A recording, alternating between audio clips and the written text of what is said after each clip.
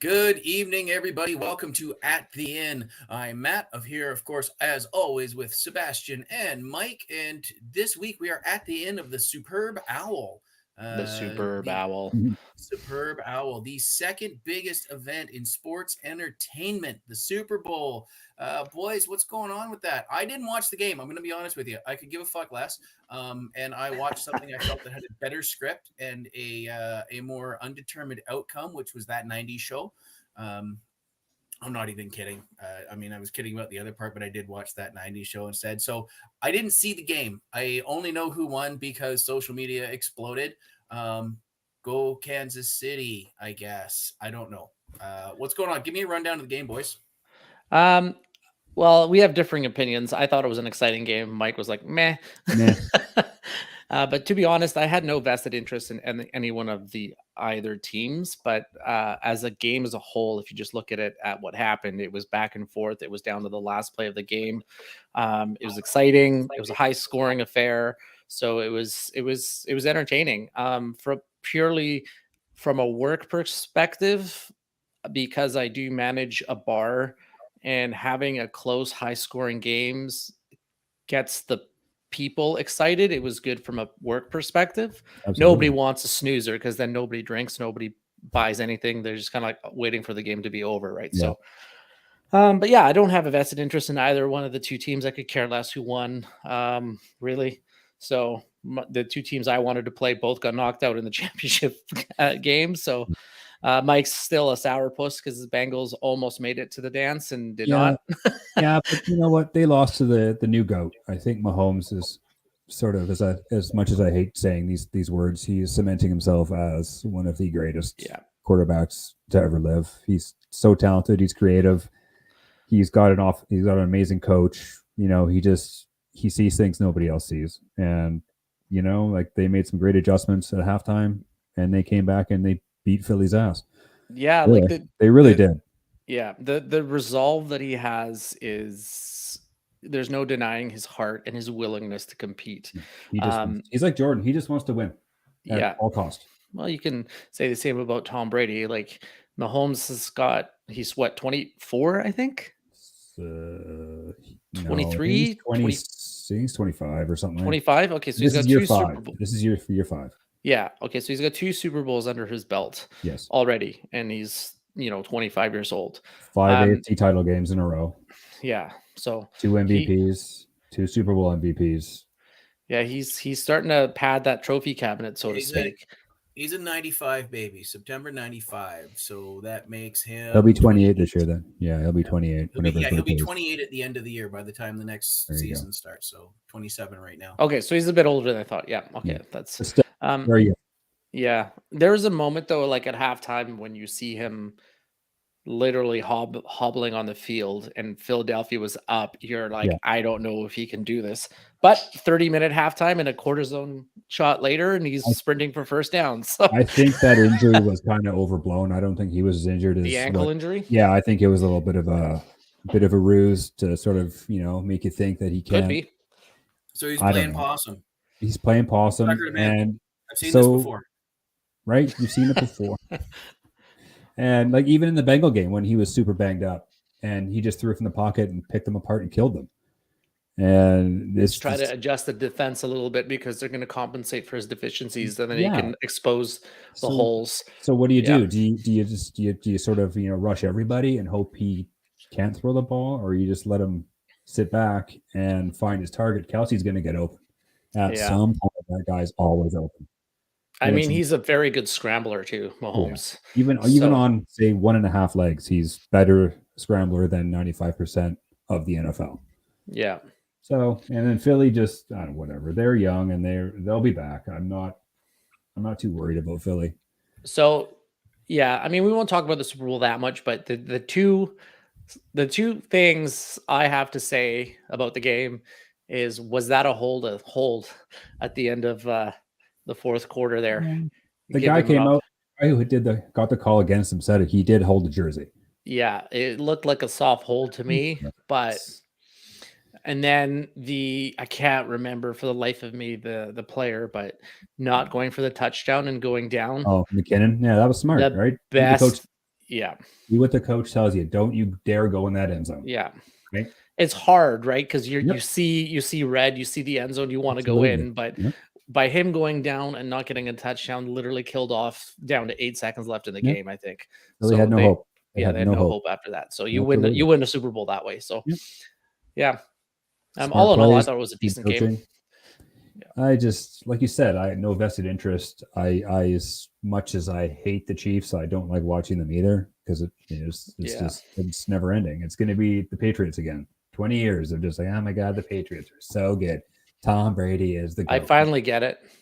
Now you get it. Being right? a Patriots fan, I finally get it. Now I just you're want them to looking from lose. the other side. It's just like, holy shit, this doesn't stop.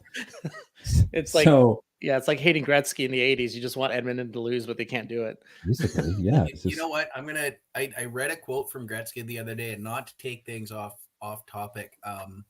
A reporter asked Wayne Gretzky, what was it like playing on the greatest NHL team of all time? And Gretzky deadpan looked at the guy straight in the face and said, I don't know. I didn't play on the 2002 Red Wings. Oh, that's fair. Yeah. They were a good team. So I just wanted to just switch that up because I don't know, man. I saw that this morning. So talk to the new guy here. You guys are talking to Patrick Mahomes. He's one of the great quarterbacks, up and coming for sure. I'm not going to take that away from him because I know his name, which is a big thing. I don't know a whole lot about football, but if your name's big enough, it kind of filters out to the people like me that don't follow. And so like I know the quarterbacks. I know Brady. I know Montana. You know, I know Marino. I you know, Elway and guys like that. So Mahomes, this young gun, he's not even 28 years old. Are we in for many, many years, barring unfortunate circumstances of Patrick Mahomes just shooting the lights out? Not just him though. You look at the 4 quarterbacks that were in the championship game, and Mahomes was the oldest one. Like Jalen Hurts is young, good. Burrow is young, good. Brock Purdy, who's 23, I think, and the franchise, because there's no way San Francisco re-signs Garoppolo at this point. I think they have to ride Brock Purdy, but you have 4 young, great quarterbacks that made it to the last 4 teams, right? So, you know, I think the future is really bright in the NFL for quarterbacks, honestly. So, do you think the Niners are going to ride Purdy because they do have Trey Lance, who they traded the whole future for to get? And he Garoppolo's gone. There's no way that Garoppolo's on the gone team. too. Yeah. He sucks. I think you give Purdy a good long shot. He'll be the backup. I think he'll be the backup if anything. Purdy? I don't think so. I doubt it. Well, they picked Trey Lance second overall. He's lost 1 game. And so in the same draft, you ride the guy that you mortgage your whole future for one guy, and then you bring in a guy that can just throw. Purdy's fine. He's fine. He's nothing. Well, the other option is you trade him away and you keep Garoppolo as a backup, but I don't think that's going to happen. I think I'd keep Purdy no matter what because he's cheap.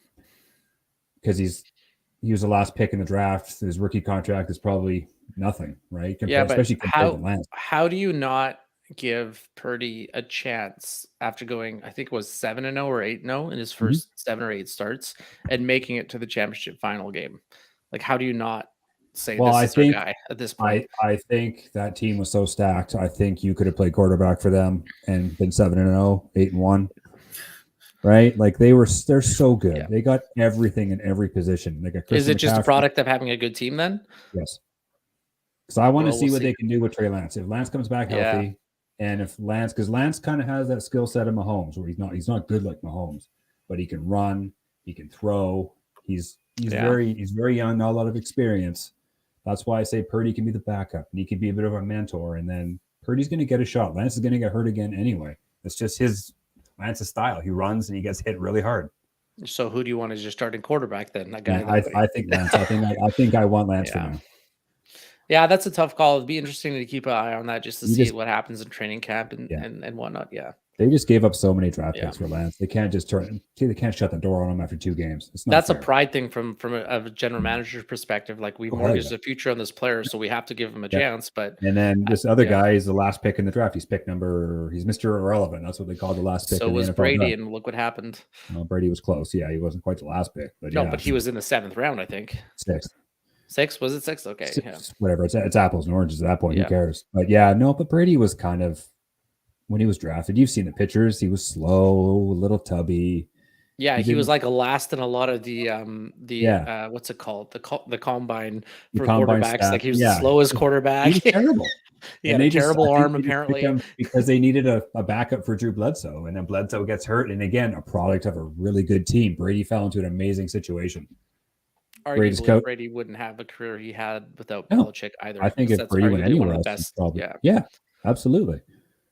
So, again, product of the situation. You go into a really good team. Yeah. So, Yeah, anyways. so it's just interesting. But all in all, I'd probably give it like a B- for a Super Bowl. It was more But- exciting for me this year than it was last year. Last year, I was stressed out. My team was, they had the lead late and they lost it and they ended up losing. And So if your team won, that would have been the best Super Bowl ever. well, without a doubt, man. I mean, that's how it Come works. on. It doesn't matter. I'd never what watch sport it another is. football Your game team again. If the wins, Bengals win, I'm done. Okay, so let me ask you this question: how do you guys?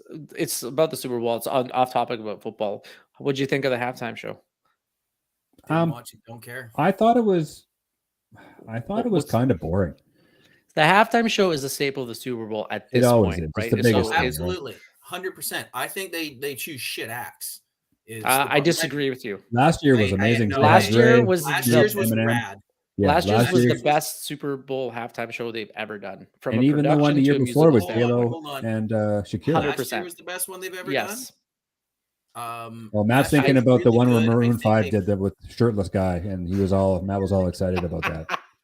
I thought he was going to talk about the nipple slip, the wardrobe malfunction. No, that was hot garbage too. I mean, I think we can all agree there's one band that needs to play the Super Bowl that will Metallica's not playing it. light the place on fire, but they'll never get AC/DC? there. AC/DC. They're rolling. Yeah, right. That's them. Yeah. But last year's was rad. I don't know why Kendrick Lamar was there. Is that the guy's name? I think Get so. him out Wow. of there. Where the fuck 50 was Ice Cent Cube? also probably shouldn't have been there either, but No, 50. Points for trying, but at least No, I think Dre, Snoop, absolutely. 50. I'll give you. I think Kendrick Lamar needed to be substituted for Ice Cube. However, I mean that's like best halftime show I've seen. Prince by far. And Okay. it just happened that it'd be pissing rain for Prince too. Yeah. So Purple Rain was just Was it like, purple? oh, that's it's like, obviously on the this is set what list. we're gonna do. Yeah, I think they're last year's. Sorry, go ahead. No, go ahead. I think last year's worked really well is because you don't put all of the importance of the halftime show onto one singular person. Exactly. Like you have a spot, which is a minute long. Say you have your one song that you're going to do, and you can laser focus on performing that one spot for you.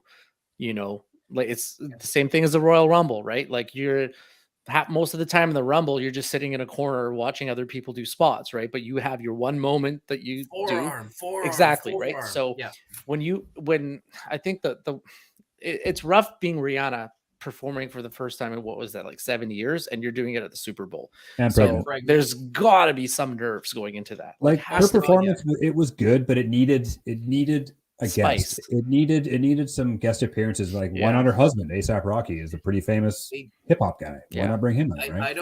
I don't think Rihanna is right for that audience. It was fine. Like it wasn't terrible. Like everyone's like, oh, it was the worst. No, it's not it's the not worst. like bringing in not Guar, where it's completely wrong. But at the same time, I think the NFL. Yeah, I heard Guar. What? Hold, sorry, I spaced out. What the hell does Guar have to do with any of this? Not going to work. He said like bringing in Guar, which would never work in a. It Super would Bowl. work. You could pour blood on the whole audience. It'd be amazing. I mean, that's a and have Odor Zungerus this thing out slapping everything. The halftime show is now not for the football fan; it's for the wives of the football fan. I'm 100% convinced. It's for the people and not even the wives. It's for the people that showed up because I can day drink and eat a ridiculous amount of food, which I didn't do this year, but I have done other years. I honestly gave up when it was quite clear that the entire game was scripted when Seattle decided to throw the ball into the end zone at the last. This is the best decision ever made by a head coach ever. I'm like, okay, you know what? Even boxing tries to hide that they have the game rigged. The NFL is just giving up at this point. Speaking of which, the halftime show, I think it should be a bigger it should be, like you said, it should be segmented. I mean, the I Red think Hot so. Chili Peppers did a really good job a few years back, and it's probably more years than I want to remember. Unfortunately, they got caught lip syncing because none of the instruments were plugged in. When the hell did they do the Super Bowl? That doesn't even ring a Might bell. have been that year Doesn't that either. Seattle screwed up. Really? But it was one of the last ones I watched, and then it's like I'm Who watching the Flea hell would just want to rock watch out, them and at the like, Super Bowl? he's not plugged in. No. So, but yeah, I mean, I just think that they could do a better job with the halftime show. Rihanna, could have taken a chunk of it, but And I then, think they could yes. do It was something, 2014, even if you're it right. was, they go Yeah, I don't even from. remember that. I don't Well, remember the. Oh, it's with Bruno Mars and Bruno Red Hot Mars Chili was the Peppers. headliner. Oh, okay. Yeah, okay, that was it. Yeah, Yeah, Okay. yeah. The Chili's were there. They did it. It's just because Yeah. I'm They're It was guest a spots, special right? guest. Yeah. Flea's not plugged in. That's okay. That's awkward. Whatever. I mean, let's be honest here. There's a lot of shows like that were like, no, you just go out there. We're not fucking this up. We're not risking you playing a wrong note. Well, and We're that's not been going on risking- for years. Like when Whitney lip synced the national anthem, when lip synced it, 100%. but she pre-recorded it, right? Just because they didn't want to screw it up. That was Whitney, right? Long time Okay, ago. and Yeah. on that note, this is something that had just occurred to me. I think the biggest yay review, the biggest thumbs up I've seen, Chris Stapleton doing the national anthem. That was amazing. That was blew good. up.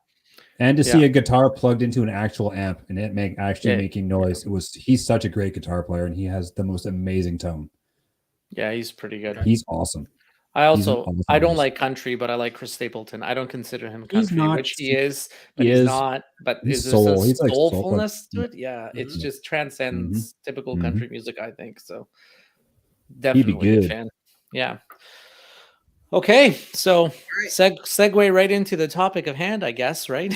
Yeah, I mean, No more football. let's take it. Did you guys see any of the non-film trailer commercials for this year's Super Bowl? Because I mean, that's really been a staple for a lot of years. As this is when companies come out and drop lots of money on big name commercials. Did you guys see any of those? Before The we get into Breaking our Bad one thoughts? was awesome. I missed that one. I went to the bathroom or something and then I got yelled at and I came back. I'm like, Oh, it was good. So they're Yeah. making these air fried chips, popcorners. and then Okay. Jess is like, "Yo, these are so good!" And there's like basic ingredients, and they go through like the whole like beginning part of Breaking Bad, Oh, and they that's talk to awesome. Tuco about getting distribution for these Yeah. chips, and then Oh, that's Tuco's like, so "There cool. needs to be 7 flavors." Okay, we'll do 7 flavors.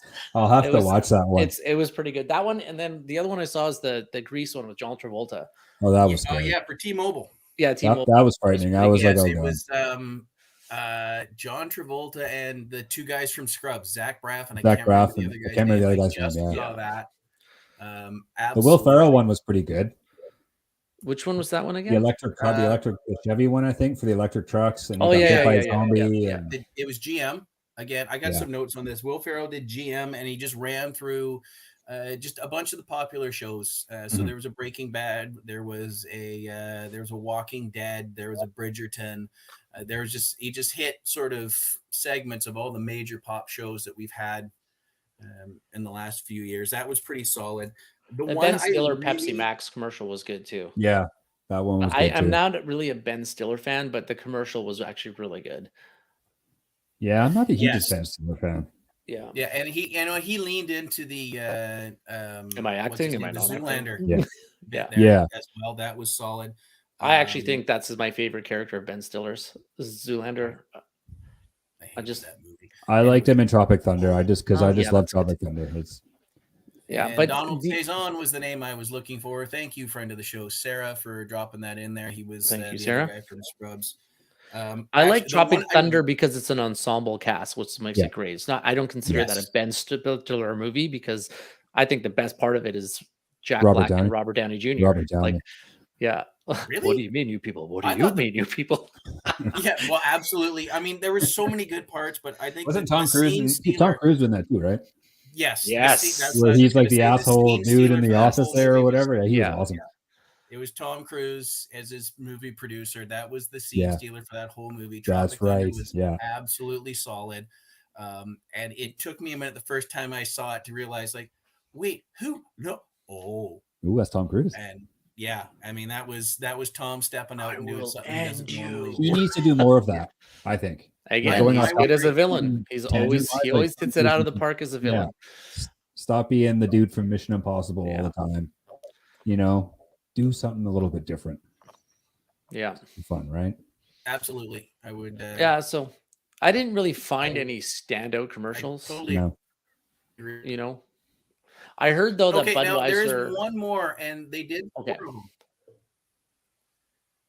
They did 4 of these ones. That was a big standout.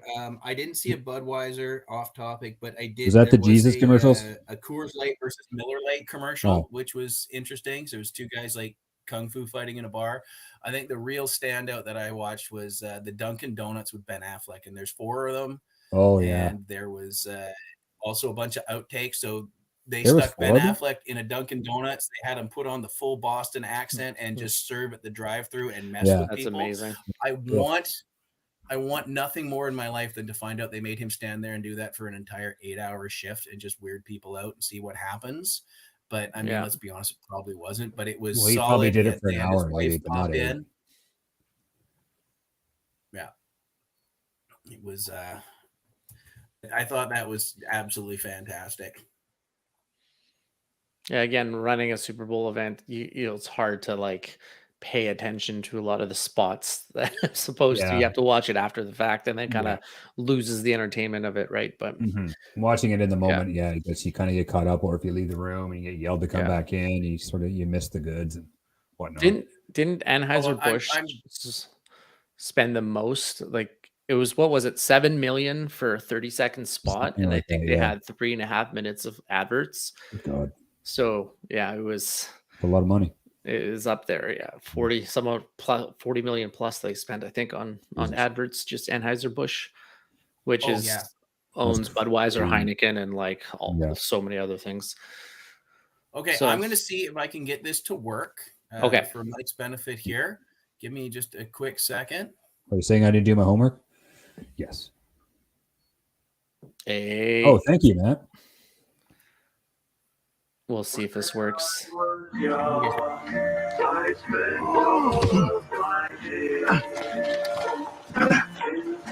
like it's the extended commercial. That show was so good. Yeah. No, Mr. White, these are the bomb. And they're air popped, not fried. Popcorners. You're an artist. This is art. Actually, so Jesse, good. It's just basic ingredients. No, we don't eat our own supply. Mr. White! Jesse. Everyone's going to want to taste. And I know just the guy to talk to. What are these? We call them popcorners. Say their name.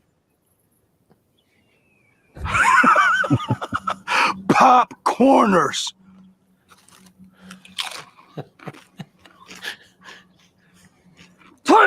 Take! Yeah! How much of this stuff do you have? We've got 6 signature flavors, John. 7! You make 7!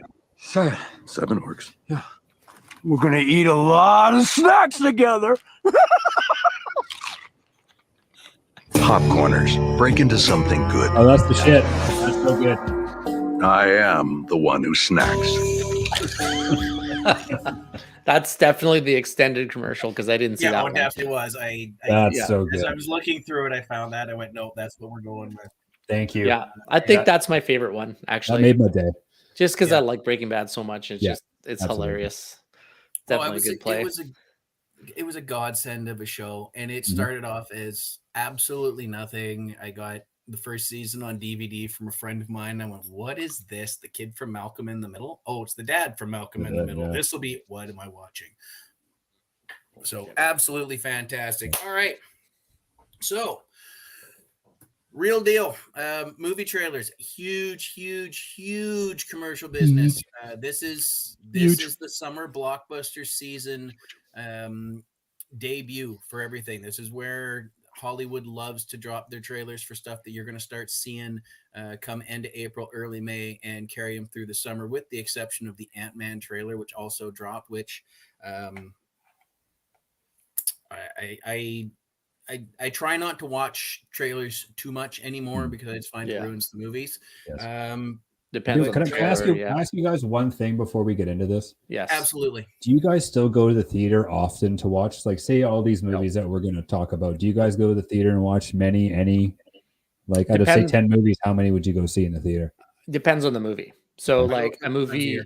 movie like Top Gun, for example, I Mhm. 100% go into the theater Oh, and watch absolutely. that Yeah. because it's a movie experience that you It want. has. You have to see that theater. It doesn't work at home. Same with Avatar. Like I won't watch Avatar at home, but I'll go to No. the IMAX and watch it in 3D because that's what that movie was meant Sure. to be. I actually prefer watching like horror movies at Mhm. home Yes. in that environment because it's creepier in a way. So you get Oh, more of a absolutely. full effect, I think, than you're like in a movie theater. There's people around you, right? So you're kind of like you can get distracted easily, Yeah. but and like thinker movies like thrillers and mind benders I like watching at home as well because you Mhm. can really dive into it. Yeah. You know, the more Okay. intimate movies I find better to watch at home, but yeah, Mhm. it's expensive though. That's the problem. It is, especially if you start buying food and you're taking kids, and it's like, Jesus Yeah. Christ, I just spent $100 to go see some shitty movie. Dude, Well, it's now even I have, yeah. as we've discussed before, and as I have driven into the ground, Sarah, friend of the show, also mentions that not since COVID, she misses the experience. Don't forget, Sarah did come see Love and Thunder with my wife and I. I regretted that deeply, but that's just because I thought the movie sucked ass. For me personally, I spent so many years getting free movies. I spent almost a Mhm. decade Yeah. not having to pay to see a movie. So And it's getting us free hard movies for too. me Like, to come on. open up my wallet, especially when for the last 3 years there, I had a key and an alarm code to the building and the know-how Just to put on do whatever it movie you myself. wanted. Yeah. I could watch IMAX, I watch whatever I wanted. It didn't matter. So I did find it hard, especially with the kids. Like I would take the kids for free all the time. Yeah. I would stay after work. I would walk over from the bar because I couldn't drive home, and I just go, I'm staying and watch a movie, and just thread the movie and kill time doing that. Sobering up. Okay. I find it very difficult to do that now over the years. Sure, absolutely. I still have friends in the system. I got one person I trained just because she wanted to learn how to do projection as furthering her career. GMs the theaters. I have people I co-worked with that are still GMing theaters. I don't have a lot of connections left to get those free passes, and I've hit a point since. I mean, we're going back 2009, so I'm 14 years out of it. Where Mhm. I don't even ask anymore. I just pony up for it. And as far as that goes, like Sarah said, not since COVID. Like my wife and I go a couple times a year. Normally, it's a Marvel movie or something like that, something big, Mhm. A something lot that of can't explosions. necessarily, it's Yeah. it's something that we feel is gonna be worth it. We hit Okay. the Abbotsford Theater, and normally we go like the first showing of a matinee on a Saturday or a Sunday where it's just not gonna be crowded as piss either because I can't stand that. I think There's a 270-degree theater in Langley now Whoa. that will show movies. So it's on 3 of the 4 walls, which I'm really interested in seeing. I wanted to go see Top Gun Maverick in that. However, I didn't get the chance to go and do it. Also, it occurred to me that I have an issue with first-person video games in the last few generations of consoles, and it bit me in the ass at Universal Studios too, where I will get motion sickness Mhm. if things are going too much. Okay. Yeah, And yeah. having seen it at home, really glad I did not go and see Maverick Yeah. in that Okay. environment because that would feel make sense. it would have Yeah. caused me some issues. Yes. However, Seb, you live closer to that theater than I do, so maybe you and I need to hook up and go see something. Yeah, for sure. Maybe So we'll go see Dungeons and Dragons. I got one follow up. Well, let me comment Okay. first before this. Oh, I think yes. the turnaround time on movies to hit their associated streaming platforms Mhm. is so quick now that Mhm. people are okay just saying, "Wow, I don't really want to see this in theater. I'll just wait like Yep. 2 months before it Yeah. comes." Or Remember you can when we were rent it for teenagers? $20 and watch Well, it at home we were like the first week, teenagers. right? Yeah. Yeah, when we were teenagers, you go see a movie and we go see a movie. It's my this now for Landon here is also a friend of mine that I met when we were working in the theater. So he spent many drunken evenings with me, sobering up before we could drive home. And this is actually a fairly subtle greeting. Hey buddy, how's it going? Yeah, so when we were younger, you go see a movie, and if you wanted to watch it on home video, you had to wait at least 6 months before it was released in video rental places. Easily, yeah. Before you could buy it yourself to watch it, it was about another 6 months after that. So, like, if you wanted to watch a movie at home, you had to wait almost a full year before it was released in theaters before you can get that experience. Now, a lot of movies are hit the streaming services within 2 months of being released in theaters. Absolutely. Yeah. So, and Disney spearheaded that themselves. Yeah. And that's a COVID revolution. I mean, we were looking at you guys were working in a video rental store when I was working at a video and music retail store. So yeah, we're all connected that way. Yeah, you guys would get it on rental, and then I would hear about it. So, well, I can go and rent it. I'm like, yeah, they're not giving it to us so that the rentals, there's an agreement in place. It's theatrical, and then it's the video stores, and then you can buy it to take home. There's a system for it. The under $5 theaters. I mean, guys, we would hit those $2 showings back in the day. New West, $2 on Tuesday nights or something. $2 shows. That's where I saw Backdraft. And Coquitlam, right? Backdraft, Pulp Fiction, Saving Private Ryan, all sorts of goodies. Too many. So those you would have to wait a couple months after they were released to get them in those theaters. And anyway, they were still doing that up until the merger of Famous Players and Cineplex. So the way that used to work, just in case anybody is ever curious as to why you could see it for $5 instead of 15 or whatever it was. The way it works is the prints are leased to the major motion picture I guess retailers is not the theater chains first, and all that money goes back to Hollywood. It's something ridiculous. It's in the high 90s, goes back. So the theater chains make nothing at all.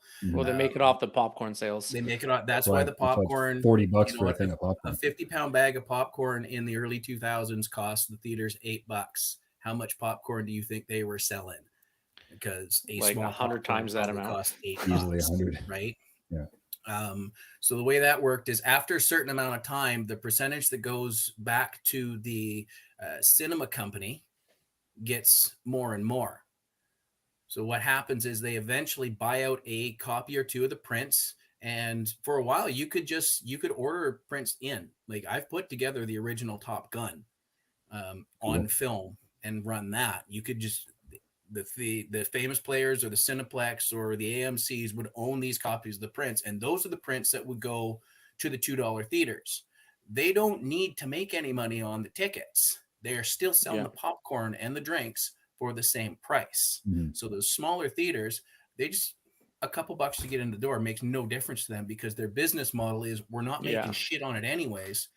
To charge $6 for the three of us to go and see Pulp Fiction that has been out for 4 months, and then we drop $30 at the concession for nibs and popcorn and a Dr. Pepper, they're still making the same amount of money. Plus, they're probably making $1.75 off our ticket prices that they wouldn't have gotten in the first place.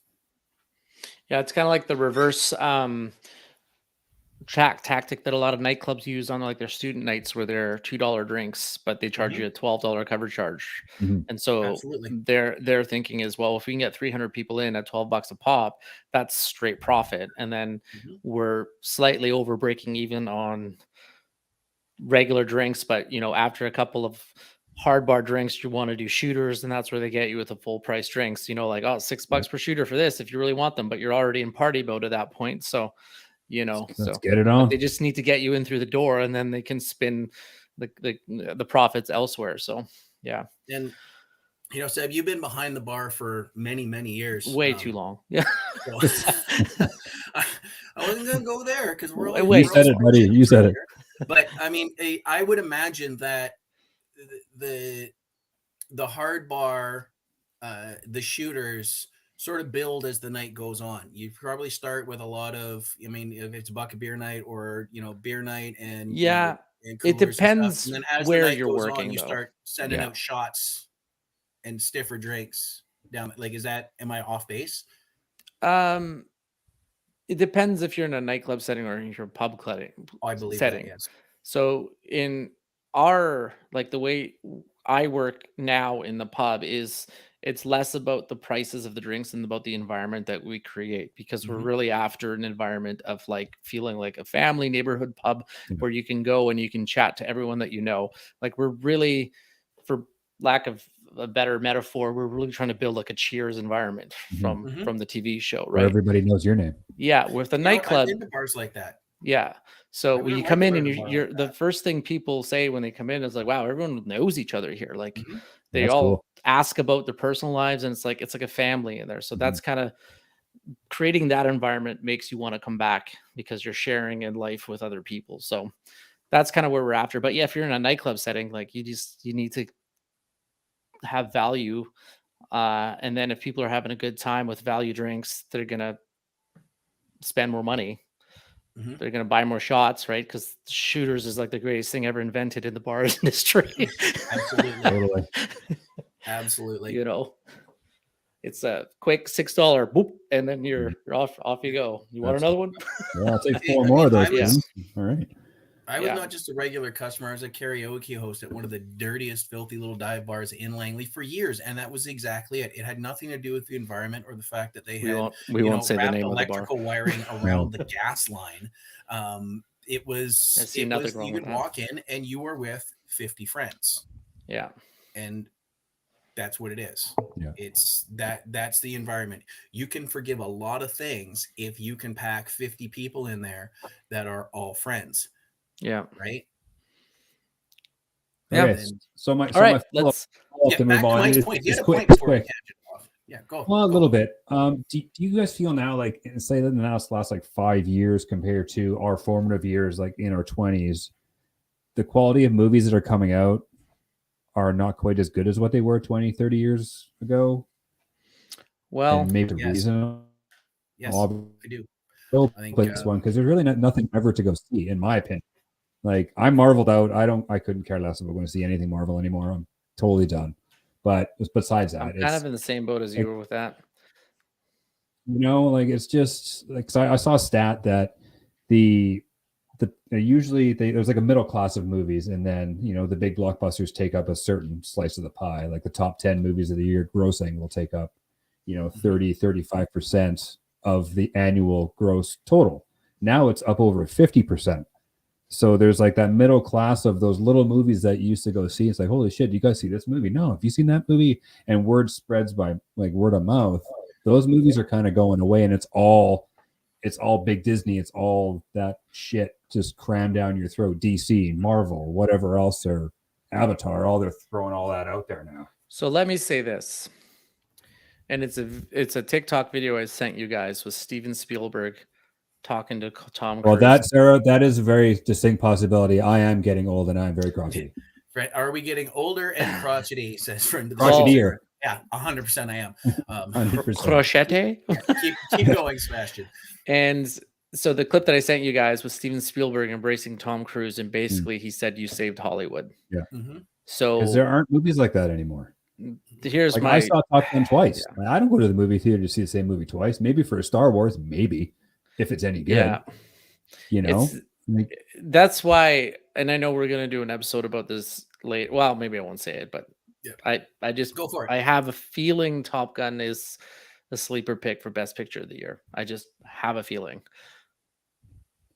You know what? I'd like to see that happen. I think it'd be the smart pick.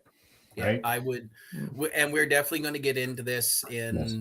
I think next week or the week after. Yeah. We won't talk about it. But yeah, Sorry, I derailed the whole podcast. I'm sorry by asking all these questions, but no, that's fine. That's because we're going right into the movie trailers. And I agree. Like Quentin Tarantino came out a while back and just absolutely dumped on it, saying that there are Marvel movies. There are no movie stars anymore, and Marvel movies are about the characters and not movie stars. It's absolutely right. The star of those movies are the characters that I have back here behind me in boxes.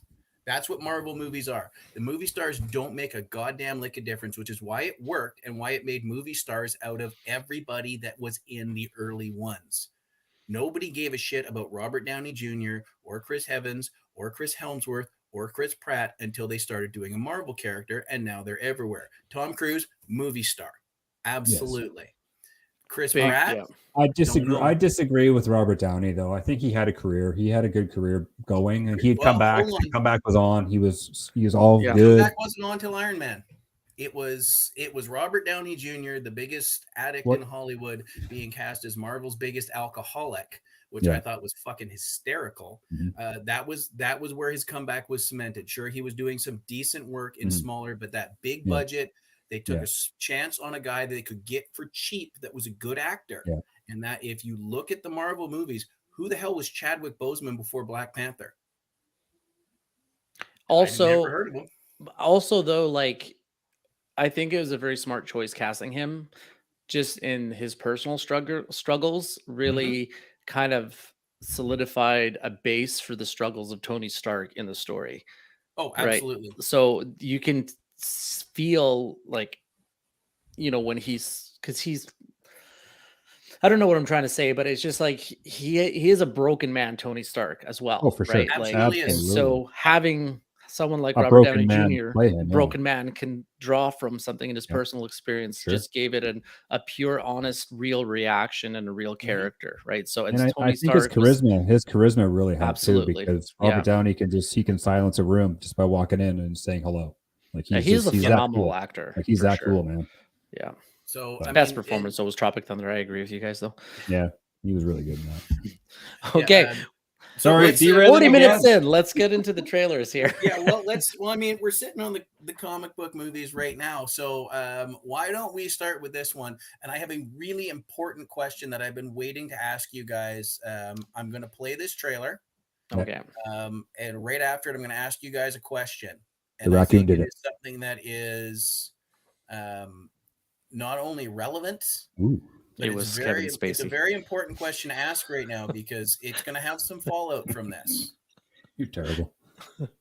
Oh, Ezra's a bad man. For those of you listening, we're watching the Flash trailer. IMDb. You changed the future. And you changed the past. Interesting Batmobile thing. Want some help? You're. Yeah. I'm Batman.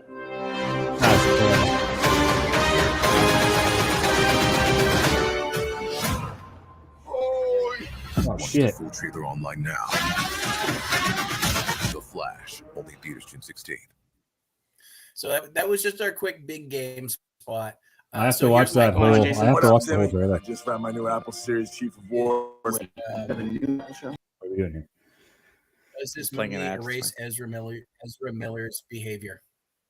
No, No, absolutely not. I won't He's go still- see it just for that reason, even though I'm really torn because I want to see it because I think as a storyline, like it opens up the door for like many. I mean, he's got Ben Affleck and you got Michael Keaton in Mhm. as Batman's in the one movie, the whole metaverse topic that they're And dealing with. But it I also don't looks know. like they have some shots of Christian Bale in there. If you watch, I was going to say that motorbike was the Dark Knight motorbike. 100% right? was.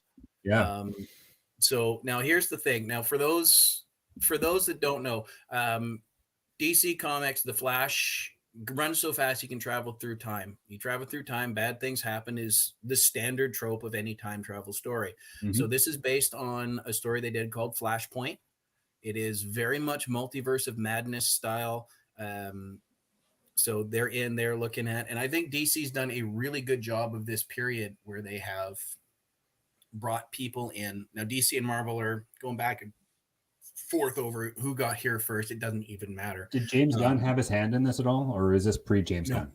Okay. Pre-James Gunn. Okay. This was I think he might have had a hand in the final edits Mhm. and maybe some reshoots. Okay.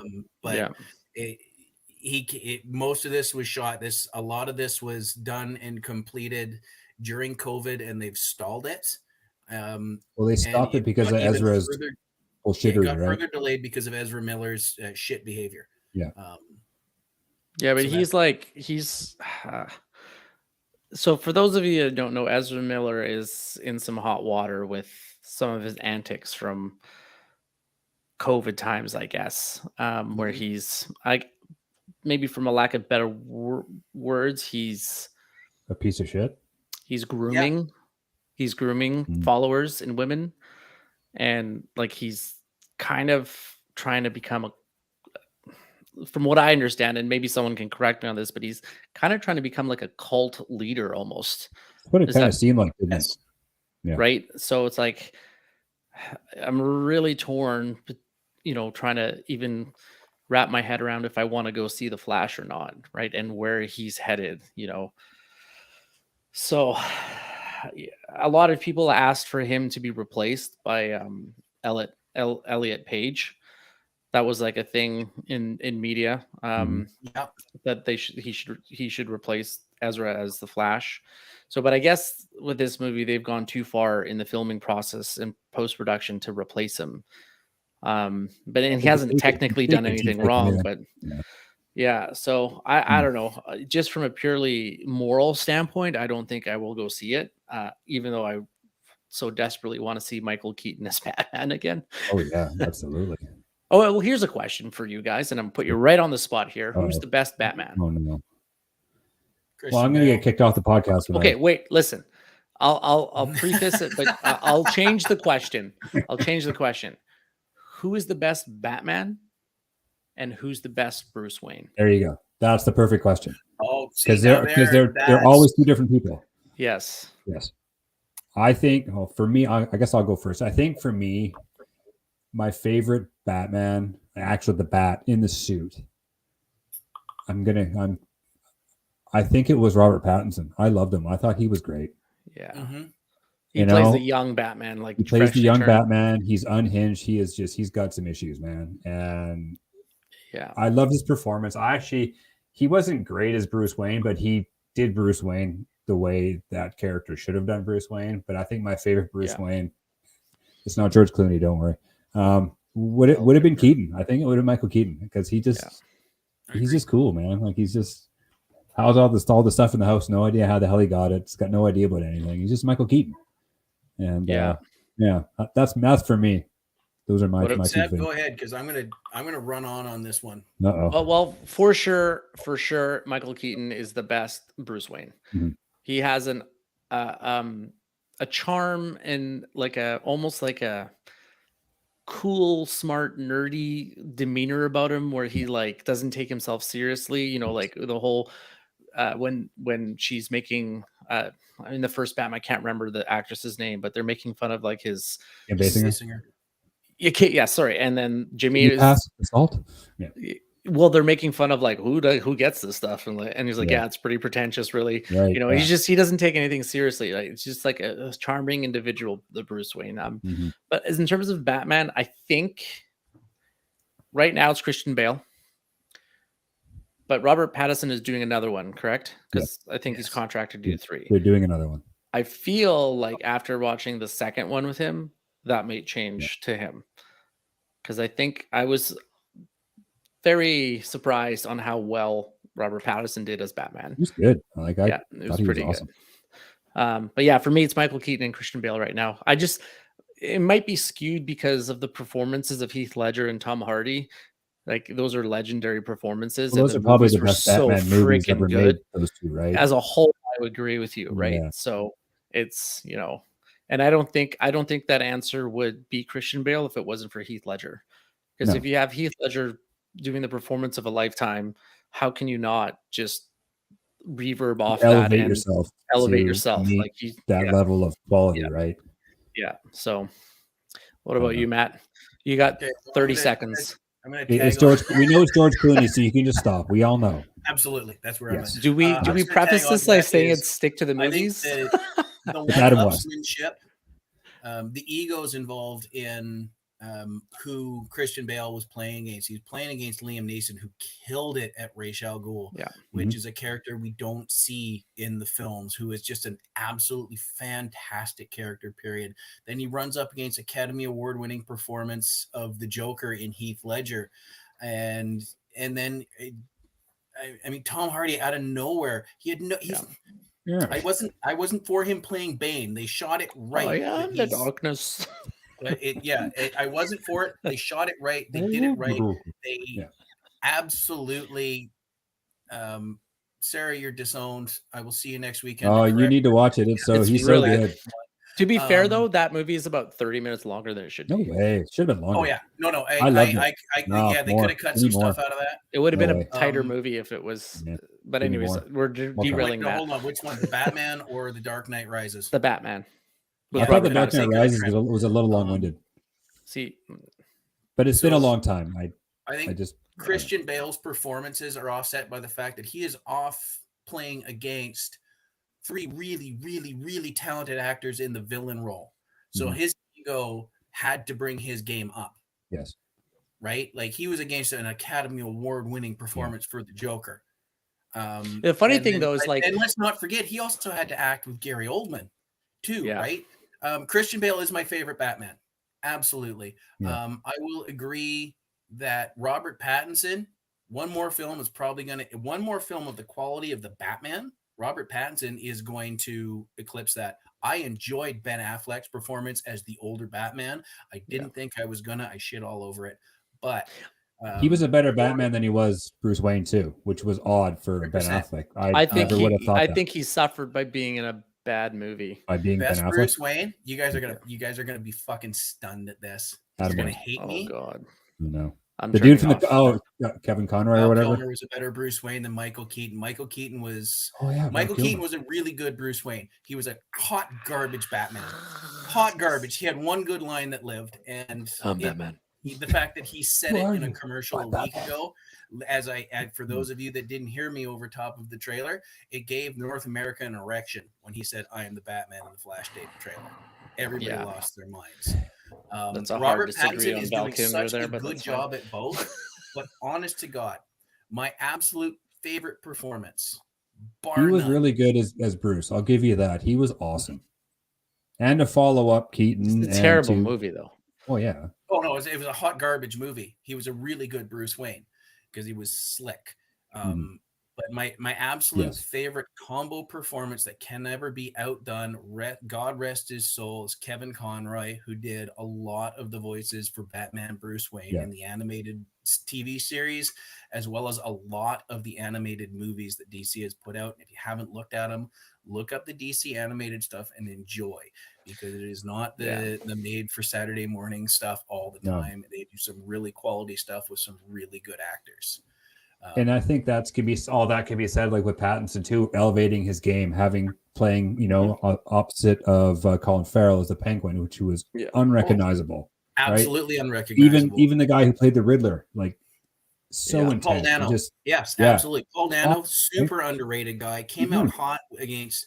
I mean, That's Paul Dano the guy made his mark from. against. Oh, that's There the Will guy Be from. Blood. Yeah, that's what I'm That's thinking him. of. Yeah. Yeah, he plays his yeah. son, right, or the preacher guy. Yeah, he's Yeah. the preacher. Like, I mean, and he came out hot against one of our greatest actors of all time, and I'm stalling because I can't remember his fucking name for the life of me right now. And it's Well, let me- embarrassing. Daniel Day-Lewis. Thank you. You're welcome. Thank you so much. Yes. Yeah, he came out hot against Daniel Oh, yeah. Day-Lewis. That movie. Yeah, was awesome. Right? So the joke Yeah. with Daniel Day-Lewis is that if he's done a movie that year and you're nominated for Best Actor, you don't even bother showing up to No. the Oscars because you're not Oh, going to win. 100%. It's like, It's funny though when you look at it. It's like, okay, so you got the three villains of the Batman movies. You have Liam Neeson, Heath Ledger, and Tom Hardy. And before you saw them, you would have said for sure Liam Neeson would have been the best actor of all three of those, and yet he was the worst one. Yeah, right. And his Absolutely. performance was still amazing, but like to Yeah. have Heath Ledger and Tom Hardy outshine him is just like shows you the Mhm. quality of not only the writing but their performances. So His performance Yeah. was taken. So If are you you will. guys gonna go see The Flash I don't know. I might watch it at home. from a moral standpoint? Like I don't want to watch. It's The- like the watching moral- that. yeah. What the hell was that show? That Kevin Spacey TV show. The Oh, one yeah, where he's yeah. a president guy. Wild cards? Yes, it was so good until you're like, oh fuck that guy. No thanks, Yeah, I'm out. it's tough. yeah, I mean, I find Matt it hard will break. watching I Chris bet Benoit you Matt. matches Matt will too, go right? see it, Like, and then. all right. And anyways, moving on. Yeah. So Well, all right, let's 65. Seb, you were really high on this one. This is I Adam can't Driver. wait to see This is 65. Mike was really high on this Yeah, one. man. Looks Yeah, awesome. so like this is Adam Driver. It's a space exploration movie. Correct me if I'm wrong, but they kind of stooge off the plot in the trailer, right? So is it? It's a. I believe it's a time travel movie where he It goes is. back to the It's dinosaur ages. That's Right? Yes. I was trying to Well, dance he's around on that. a planet. I don't think it's Earth though. I don't know. Like the trailer was super because he's testing the water. The air is breathable. Blah blah blah blah blah. Yeah. Like it's Earth-like planet. And Or does he go to no 65? or does he go take a wormhole and he's 65 million years back to the Yes. future? But he is on Earth though, right? He's not. Yes, he lands I don't back. know. It's Is it very much. It's kind of a But does reverse it matter? Planet of the Apes. He thinks he's on a different planet. So he's but dreaming. He's actually time traveled. He's just 65 million years in the past. Yeah. I believe they stooged that off in the trailer, so it's really no spoiler. No. But Adam Driver, dinosaurs, space, time travel. Fuck, I'm in. Like that's all I need. That's a perfect recipe for. It could be terrible. Like it could be Cocaine Bear with a bigger budget. We don't know. So this might actually either be a horrendous movie or an incredible movie. I don't think there's a middle ground. So I don't think so either. Yeah, It's either going to be absolutely. good or once you see the dinosaurs, you're like, oh fuck, really? Like it's. So Yeah. so here's the premise because I'm just reading off the wiki website. After a catastrophic crash on an unknown planet, pilot Mills quickly discovered he's stranded on Earth 65 million years ago. Now, with only one chance at rescue, Mills and the only other survivor, Koa, must make their way across an unknown terrain riddled with dangerous prehistoric creatures in an epic fight to survive. It's like a Predator style movie, right? I was thinking it was Prey. That was exactly what I was. Have you guys seen Prey? I hear that's amazing, actually. Oh, Prey, dude! Prey's awesome. Really good. It's it is probably it's the up there with best the first one. installment of It's that whole as good as franchise. the first one, if not better. So I But think yeah, out no, of honestly, I think out of all the trailers, this one is the biggest mystery to me in terms of like I don't know what you're gonna get with this. No. Like, is it gonna be like a blockbuster shoot 'em up where he's just being chased, or is it gonna actually have a really creative full story, and be a really good movie? So I just hope it's not like, oh, I found the kid and I'm going to save the kid and do whatever it takes to save the kid, and then the kid's going to escape and I'm going to die. like Aliens 2, it seems. Yeah, I got that's Alien kinda 2 what I'm vibes from it, Got some honestly. serious 80s movies vibes, right? Yeah, so I don't know. I'm interested in it though. This is one I would definitely want to see. So, Matt, yeah. could you put Okay, up the now, Transformers one when we get here's to that? The Rise of the Beast. Here's a question. Right, Rise of the Beast. We'll probably watch all of these eventually Eventually. as they come out on demand.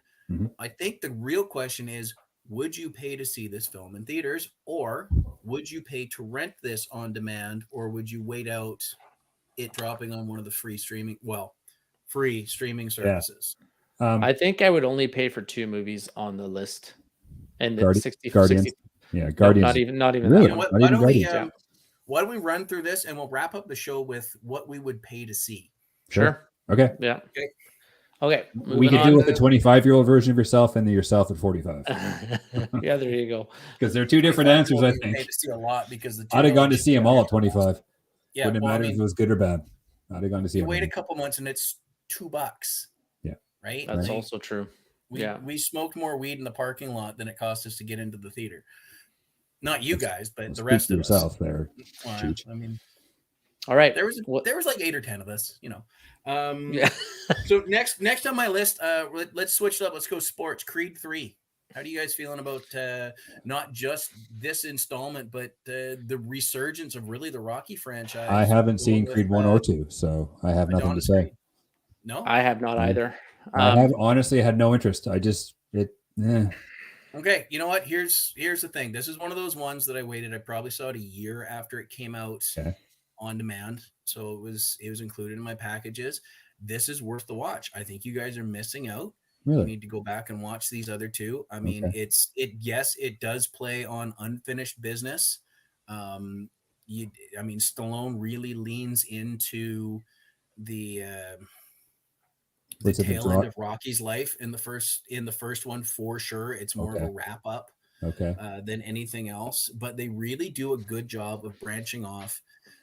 Creed 3 I'm really I didn't think I would enjoy it as much. It was one of those things where I had time to kill. I had nothing better to do, so I threw on the first one, and I found that these ones are absolutely worth the watch. I highly recommend it.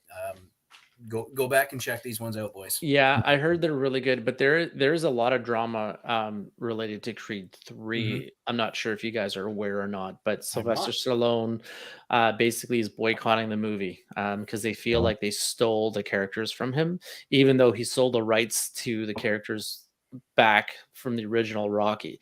However, Sylvester Stallone was basically involved in any of all of the Rocky movies, and I believe in Creed 1 as well. And then when Creed 2 was as well. Yes. Didn't he write them as well? Did he not write them? I don't know. So he's also keen to make it clear that this is not about the money, but about his creative legacy. Telling Shaw, I wrote it. I thought it would be nice to say, here's the blah, blah, blah. He has zero ownership of Rocky after he sold the rights to Winkler back in 76. Where's the thing? Yeah. So basically he's boycotting the third one because he feels like it was stolen from him. But I mean, what can you do? Here's some talcum powder for your diaper rash. He should have boycotted like Rocky 5 because that movie sucked. Yeah. Wow. Rocky 5 was, and you know what? I think Stallone's made a decent little resurgence outside of the Expendables by wrapping up characters. Yes. Using Creed to wrap up Rocky, wrapping up Rambo. Yeah. The Rambo redos the sequels or whatever were really good. So this is what I was looking for. So the producer of the Creed movies, Irvin Winkler. So Sylvester Stallone is involved in the Creed movies for sure, and like how the story goes. The producer of those movies is developing a spin-off based on Dolph Lundgren's Ivan Drago character without Sylvester Stallone's knowledge, which is what started the rift between him and the producer, saying like, well, I should have been approached and asked about this because they're my characters. So that's kind of like, it's a bit of a spicy battle between Sylvester Stallone and the producer of the Creed movies, where it's like he's going off to create an IP that Sylvester Stallone created that he technically doesn't have the rights for, but still feels that he should be involved in and asked. Or I don't know. Handshake deal back in the 70s saying, hey, anything we make in the future, you are going to be heavily involved no matter what. Right? Like perpetuity. And let's shake on it. And then although I've also heard Sylvester Stallone is not the easiest person to work with. I don't know.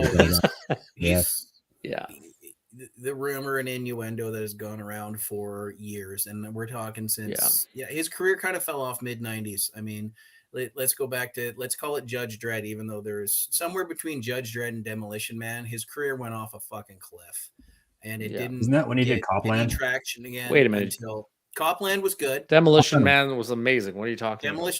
Demolition. That's what I'm saying. Let me ask you this question though: how to use the 3 shells? Nobody knows. Mike's still confused. I don't know what the fuck you're talking about. I mean, come on! Have you not seen Demolition Man? Not since I was probably 15. When did it come out?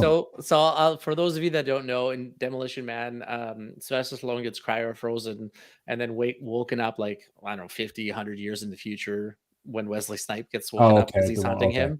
Yeah. And then he goes to use the washroom. There's no toilet paper. There's just 3 shells. And the running joke in the whole movie is like, how the hell do you use these 3 shells instead of toilet paper? There was a punchline written for that, but it's been lost to time. It never got shot or released. There's no deleted scene. I mean, you can Google some theory crafter stuff about how to use it properly, right? But and then they make fun of him the whole movie. Like Sandra Bullock's like, you don't know how to use the 3 shells? I haven't watched that. Yeah, it was a long time ago. It's a long time. Yeah. And Sandra Bullock I loved her wardrobe in that film. Anyways, she's Sarah somebody that gets better looking with age. Stallone. Absolutely. Isn't Stallone's stance like wanting your ex to get your opinion of their new partner? Absolutely is. Sorry, you opted out. Well, that's the thing. He opted out. He can moan all he wants. He can be unhappy about it, but I don't know. He is Rocky. He is that franchise. Even though he sold the IP, it's like, how do you? like all of those characters live rent free inside of his head. He created that entire world all through the Rockets, right? So and it's you like, know what? You see this in comic books all the time. yeah, It's Superman created by Schuster, Batman created by Bob Kane, and you know what? Sure, you might get some credit for it, but you've essentially sold off your IP. You've given it to somebody else. It is people have been getting screwed over IP since basically the creation of it in the early 1900s. And it just is what it is. I mean, sorry, dude. Like he was notoriously difficult to work with through the latter half of the 90s. His career kind of fell off a cliff. You know, his resurgence with wrapping up Rambo, wrapping up Rocky, and the Expendables. I actually just watched the first episode of his TV show Tulsa King before we started this. Is that any good? I enjoyed the first episode, but we'll get into that later on. Yeah, sorry, Stallone is. Well, this is what he said. He goes. This is his last quote. He says this is what he was referring to. Winkler, the producer that is doing the Ivan Drago movie or show or whatever. He says he's called him a parasite who's picking clean the bones of another wonderful character that he created. I wouldn't go that far calling Drago a wonderful character. That sounds like a lot of sour grapes to me, but yeah. I mean, so I'm he's not a in bit. Hollywood. You're like George Lucas bitching about John Favreau doing all the Star Wars stuff now. Like, yeah, but George Lucas sold it for. Yeah, so did Stallone. But you said Stallone sold the rights to Winkler back in '76, probably for a case of beer. Really, it wouldn't have been much because Rocky won. Sure, it got $100 apparently. Well, there you go. So $100. Sorry, I'm trying to let my cats out here. That's why I'm not on screen. Yeah. All right, let's get off of Stallone here because we got a lot to cover still. Cliffhanger was good I'm just too. Going off of a text Sebastian sent on as far as what movies came out. So Transformers: Rise of the Beasts. We're bringing in Generation 2 of the Transformers legacy and getting these Beast Wars guys in there. How do you guys feeling about this one? I'm all for it. Bring it on. I watched that Transformers cartoon that was on Netflix, like 6 episodes. There's like 3 seasons, and the third season they bring the Beast guys in. It's awesome, just awesome. Yeah, I watched all 3. So I found those right after I found the He-Man one that Kevin Smith did, and so I had a hell of a weekend. I it was blanket forts and fruity pebbles for me that weekend. It's also not a Michael Bay movie, and that's a good thing. Yeah. Did you know that Michelle Yeoh does one of the voices in it? Oh, sweet. She's awesome. Yeah, I think she's RC, isn't she? I could know she's Eraser. Okay. Eraser. I don't know who that is. Yeah. Ron Perlman does Optimus Prime. Peter Dinklage does Scourge. No, Pete Davidson does Mirage. Hold on. Is he Optimus Prime or Optimus Primal? He's Optimus Primal. Sorry. Yeah, he's the okay, yeah. So he's the gorilla. Because I think that's one of the big wins for the Transformers film franchise of the last 20 some odd years is they did get the original voice of Optimus Prime to come back. Peter Cullen's doing Optimus Prime. Yeah. But he didn't do the cartoon though. How did you feel about the cartoon when the voices being different with everybody? Was not on board. I was okay. I could deal with a lot of the voice changes. Yeah. Cullen's is pretty distinct, right? Like Optimus's voice is like a 1 in a billion.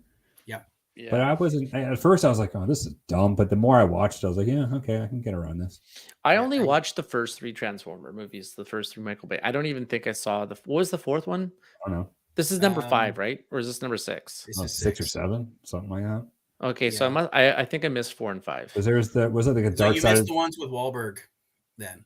There was like a dark side of the moon or something. Dark of the Moon. That was the second one, I believe. Rise of the Fallen. Or was a Fallen Rise one. of the Dinobots or something like that. Yeah. Both of those I found actually were better than the third one with. I do like the first one though. I thought it was great the way they did it. I like Bumblebee. I thought that was a really good Transformers movie.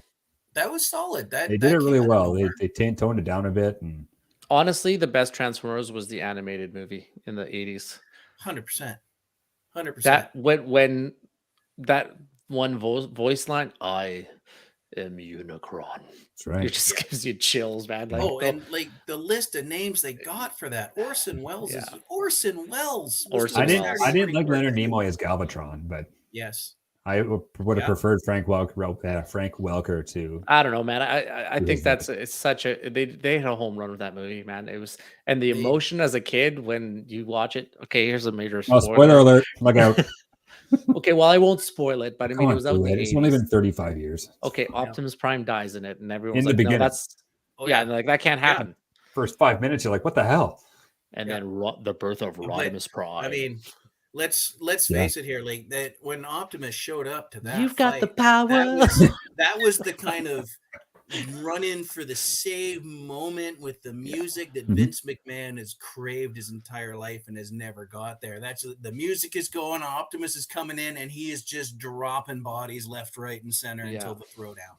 Right, like he is just. Yeah, You see the reflection on the chrome grill as he's running over Decepticons. yeah. He's transforming So good. midair. He's taking guys out like he's John Wick, and then it's like, let's go. All right, was- maybe I will see Transformers now. Who Now I'm was getting all hyped. before it was Hot Rod? Who was the guy that took the Matrix at first when Optimus? I can't Ultra remember. Magnus. Ultra Magnus. That's right. But Thank he you. was never Yeah, and- destined for no. so. He's a turd. And he was he's the guy that he did the Unsolved Mysteries. Robert Stack. Robert Stack was the I know voice that, of- but not Ultra Magnus. That's. I Did don't you know guys what's- ever have the Megatron Transformer I back in the did. day? I That was did. like the It most was impossible. impossible You thing could not to transform that transform. fucking thing. It was the That was worst. the tough one to get. Like, Yeah. I You're don't the even cool know what to kid. do with this thing. You were the cool kid if you got that one. No, I'm excited for this Transformers. I think my biggest disappointment is they got Mirage in this one, and he's a Porsche, which was Blue Streak. Mirage was an F1 car in the original. plays the voice of Transformers, but, Mirage? but I mean, like That's a the question for you, Matt. characters look. Who plays the voice of Mirage? I don't know. I don't know. Pete What's that? Davidson. Oh. No kidding. Yeah. Okay. Wow. But I mean, I'm excited for this one. This is, I'll be honest then with you. Peter this is Dinklage does those one of the ones I'm voices paying as for. well, real quick. Oh yeah. He plays the voice of Scourge, I guess. Do you want to run down the? Oh. Have you got the list up? I have it up, yeah. Why don't you run Okay, down so Netflix? Michelle Yeoh does Air Razor. I don't even know how to pronounce that properly. Ron Perlman does Optimus Primal. Peter Dinklage does Scourge. Pete Davidson does Mirage. Peter Cullen does Optimus Prime. And then there's nobody else really of note.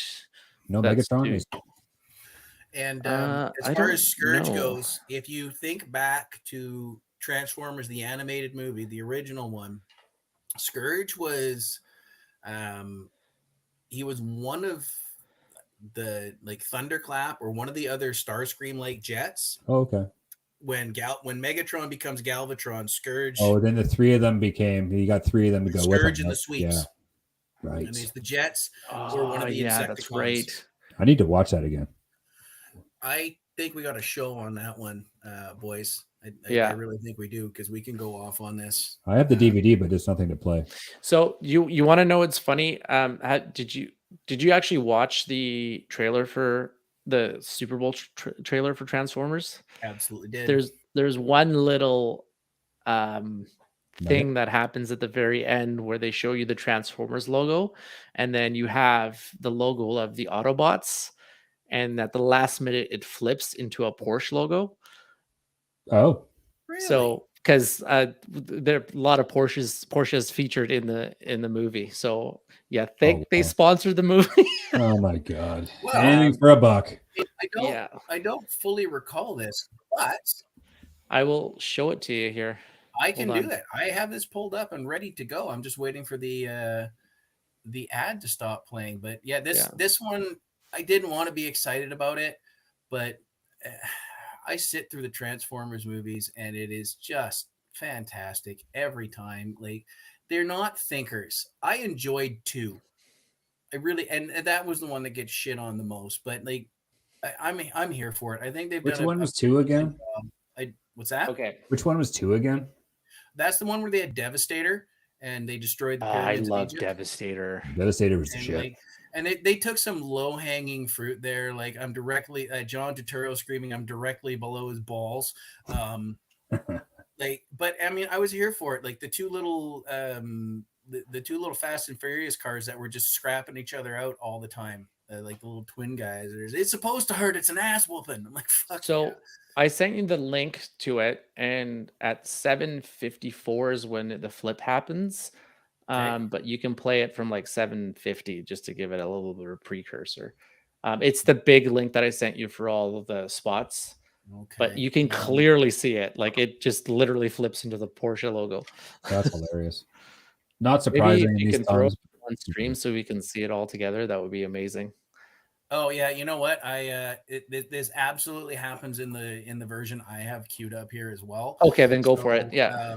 For those watching along with us live, if you're checking us out on Apple Podcasts, please go and check this trailer out. Pay Go watch attention to the Transformers logo in the last couple of seconds, and let's have a look.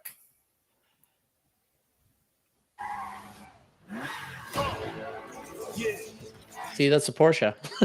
Sure is. Yep. That's Mirage, right? Yes. Come on. It's supposed to be an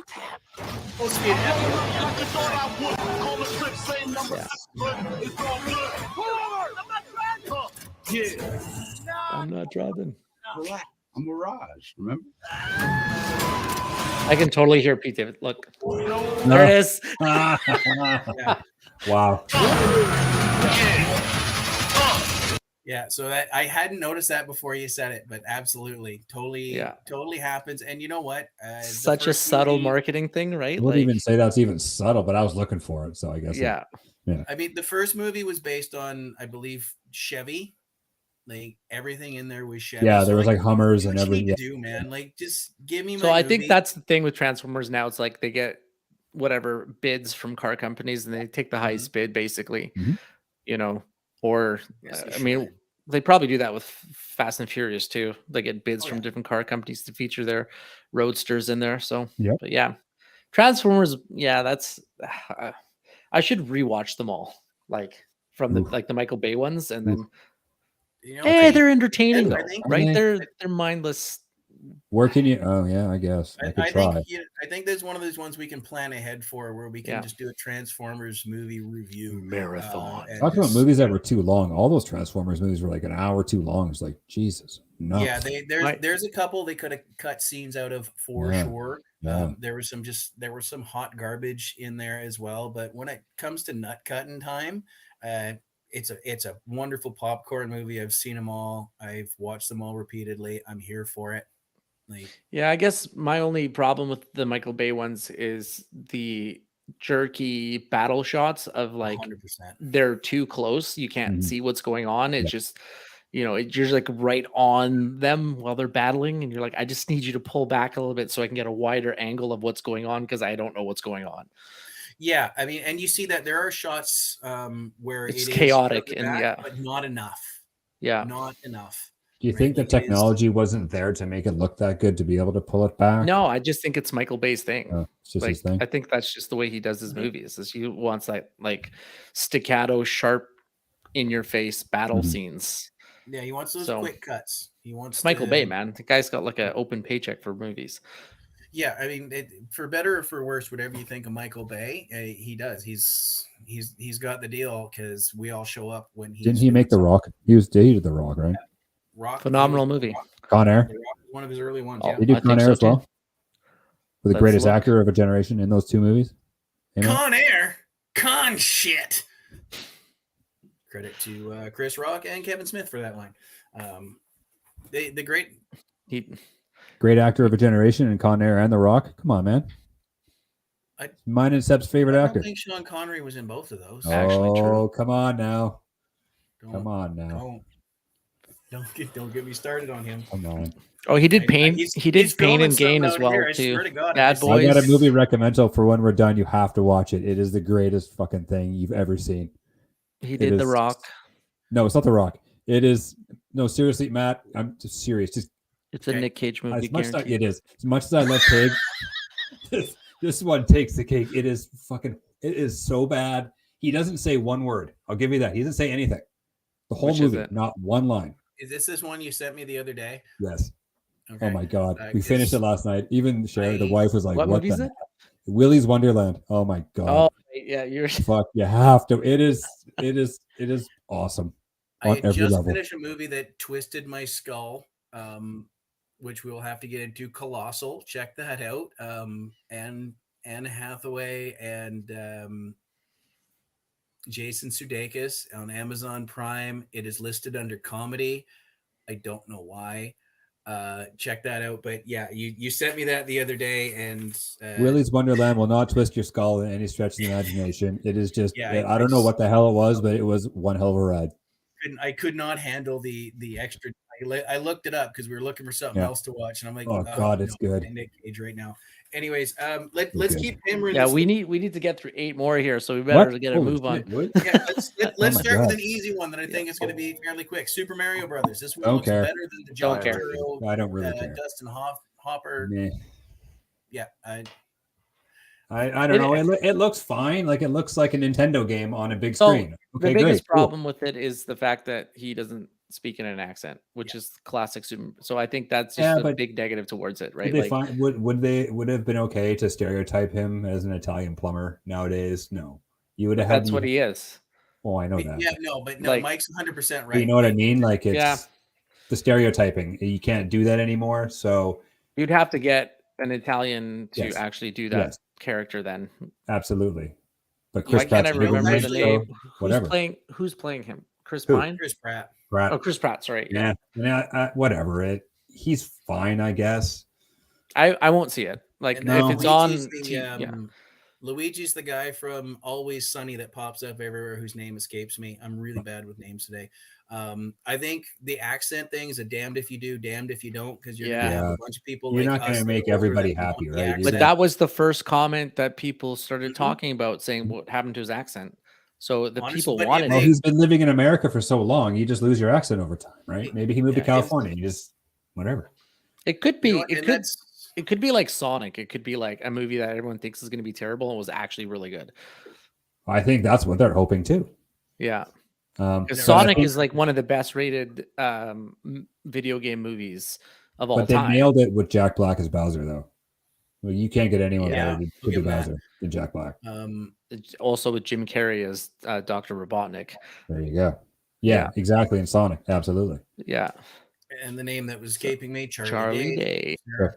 I think, you know what, had they gone and gotten somebody like Santino Marella, Oh, that would have WWE been so star, good. could have done the accent really well and comedically, and did it as a living for years for a lot of money. He's a good wrestler, Canadian Mike, by kid, the way. by the way. I like, figured. you can't. A It's comedy wrestler. Sure. Yeah, you absolutely can't. You can't pick a side on that one because you're damned if you do and you're damned if you Yeah. don't. But it's like I said, it's going to be better than the Bob Hoskins version. And Honestly, that's to all be we fair, can ask. that's probably the one of the list that I'm least likely to see or least interested in seeing. Yeah. Just- I'm And, not- I, and don't I, even I'm a big Super care. Mario Brothers fan. I just don't really care about the movie personally, and It's that not- might mean it's going to be really good then. Yeah, it's honestly there's a couple on this list that I don't want to see even more than that one, but I'm probably going to end up watching this one because I do have I got 3 toddlers in our very close circle of, well, they're not really toddlers, 3 under 6 that are probably going to find it fantastic, and it'll be a good little movie night for us before we Mhm. find There you something go. good to watch. Let's move along. Let's go. Here's the one that really just crawls all over me because it hits me in a spot where I think they fucked up the last one and ruined something really good from our childhood. Uh-oh. And I'm scared of this movie. Ooh. And the trailers aren't dissuading me one way or the other. Anybody care to guess? Fast Indiana and Furious, Jones. because they've been coming out since we were 10. Indiana Jones. It's It's Indiana Jones. 100% Indiana Indiana Jones. Indiana Jones. Yeah. Yeah. God. Listen, I love the first 3. 4 doesn't Mhm. count, and I think this one might not count either. In my here's I'm a hot scared. take. I think you guys are too hard on the 4th one. Not saying it's a great movie. I just think man. Yeah, really. it had its moments. When? It's an Indiana Jones movie. I think If that was released I think you guys might have a different take on the movie if it was released closer to the 3rd one. What if we watch them back to back? Would that change No. my mind? No. No. Well, I mean, it's hold definitely on, the hold on. worst I'm one gonna- out I'm of gonna the take 4. that Do you back. think it suffered from hype because we were all so excited because Yes. one hadn't come out since Yeah. 89 or 88, and then and now it's like, holy shit, Because you we're in our want it to mid-30s. be Indiana this, Jones is 75 years old, and it's like, fuck, this sucks. Like, it's because just you bad. want it to be this amazing experience and continue the storyline, and it's not. But like, if it was like released, let's say number 4 was released between 2 and 3, you think it would be a great movie? Okay, now I was gonna shit all over that statement, but when I took a second to consider it, absolutely. You know why? They wouldn't have had the CGI budget to fuck with. It Yeah. was the CGI budget Yeah. that fucked up that movie. They Well, you don't Well, like relied the too ants heavily crawling on it. all over the face. Well, it was the ants. It was the They nuclear relied bomb too- testing in the fridge. It's like, Yeah. fuck off. Like, come on. Honestly, Yeah, this they is definitely one of went these- to the most ridiculous thing. Yeah, like it was that, too like this would much. never happen. Yeah.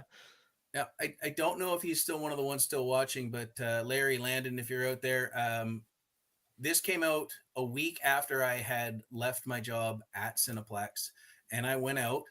I paid my buddy back. I went out to the Richmond Theater. I took a case of beer, and we watched this after hours. And I was fucking mad. Unfortunately, the rule was if you show up for it, you got to stay because the film has to pass through, and you can't just abandon your buddy.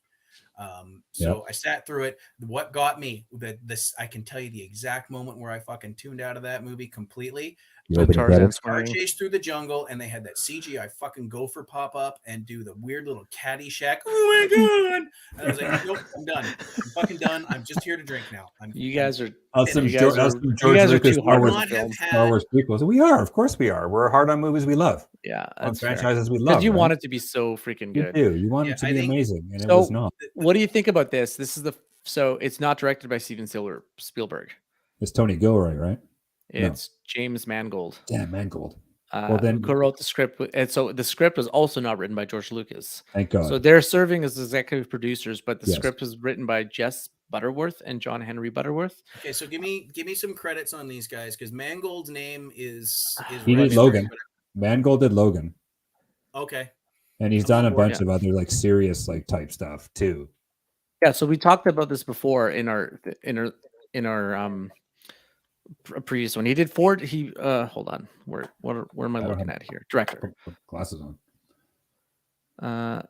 So Indiana Jones, he's doing that one. He did Ford versus Ferrari, Logan, Oscar- the Oscar Wolverine, winner. Night and Day, I 310 to loved that Yuma, movie.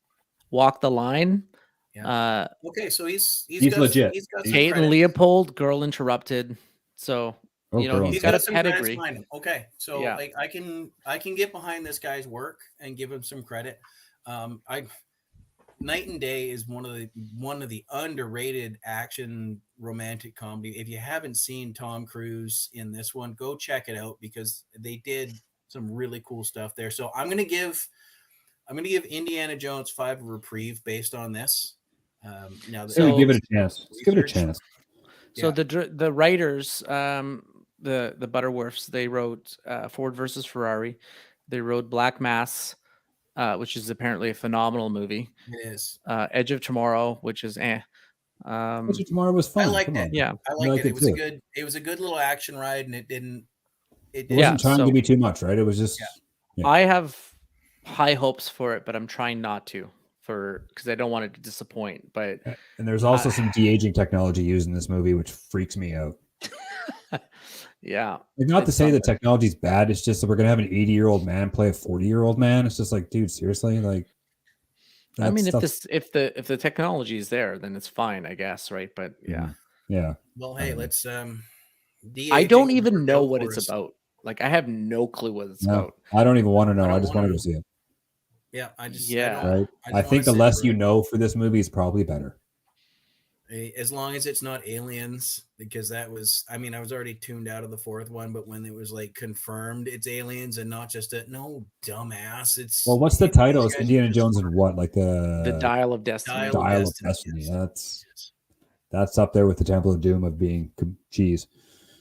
Yes. You know, and we shit on 4, but the Temple of Doom is my favorite one. And then some guy's pulling guys' hearts out with his hand. Like, come on, how stupid does that get? Like, it's just ridiculous. Kalima. Yeah, right? Like, Right. like it's ridiculous on every front. Dr. So yeah, Jones. Seb, you're right. Maybe I'll have to watch 4 again and not shit all over it. Like, honestly, if 4 was released right between 3 and 2, I think you guys would be like completely different. In your I've- taste. I've only But the seen thing it is, once, though, they so would have had maybe to I'll have watch it taken again. out so much of that garbage CGI Yeah. comedy Yeah. crap that it That probably wasn't would have the had best. to do something different. Yeah, but with. they're You're they probably all right. have comedy elements of them, Oh, sure. right? Like all Yeah. of them And I have these watched. comedic elements. Like remember where he just shoots the guy instead of having the sword fight? Oh yeah, Oh, yeah. because you know what? You know why he did that, right? Yeah, because he was terribly sick with the flu, Yeah, and he he had the didn't, flu, so it's and like he I'm couldn't not go. gonna do this. Yeah, and But then I they kept. watched about 10 minutes of Indiana Jones for I think yesterday. It was the bit where he was on the nuclear test site and Oh, crammed himself in the fridge. I'm like, yeah. Yeah, Because the fridge is made out of lead, so he's going to be safe. Okay. Well, pretty sure it doesn't well, work yeah, that I way. mean, But he'd have been I'm pretty safe sure. until it started bouncing across the friggin' countryside for 15 And he miles. gets out just fine, right? It's Yeah, just no, brushes he just some. rolled out. Yeah, Yeah, just. brush off the But dust. you know what? I'm good. We shit on that, but at the same time, if James Bond would have done it, I'd have gone, "Yep, that plays." totally buy it. Yeah. Okay, so All right. I think it's safe to I'm say that I'm watching Indiana that one. Jones is Yeah, that's one I'm going to go see for sure. I Yeah. don't think yeah, I Indiana cannot. Jones is one of those ones. I don't know if I'm gonna go see it. When's it come unless we're out? gonna make a thing out of it. When does it come But out? I'm not as close to it as I was. I had put up a hard wall on this one. I didn't do any research. Seb, thank you for enlightening me on that because there's some course. decent credits behind that. Yeah, it's so- got the potential. So Mhm. Yeah, I don't it's- know. I think it's out. Oh, June 30th Hmm. release date. Well, So All right, maybe yeah, we can so make it. it's- We can make it a date I could drive down or something. and We that's can a go Canada. see it. and that's kind of a no man's land of release dates as well. Yeah. You get towards the Oh, end totally. of It's- June. yeah. You're looking at the big blockbusters. You're looking at last week of April to first week of June. So there's Yeah. not a lot of faith. And there are oddballs. I mean, Deadpool was not a lot of faith, but the first one came out and made $1 billion in the middle Mhm. of February. phenomenal So movie. there are things like that will surprise. Let's move along here. We got a Okay. few more to go. Guardians of the Galaxy 3. Second one didn't impress me. I'm the comic book guy. Adam Warlock is one of my favorite comic book characters. So is Kang in this one too? This is the second one with Kurt Russell. Yes. Yeah, Yeah, second one he was plays okay. Ego, right? The planet. Yeah. Yeah, I did. I Plays wasn't a the- fan. He The first one was plays amazing, but I like two. The avatar of the planet.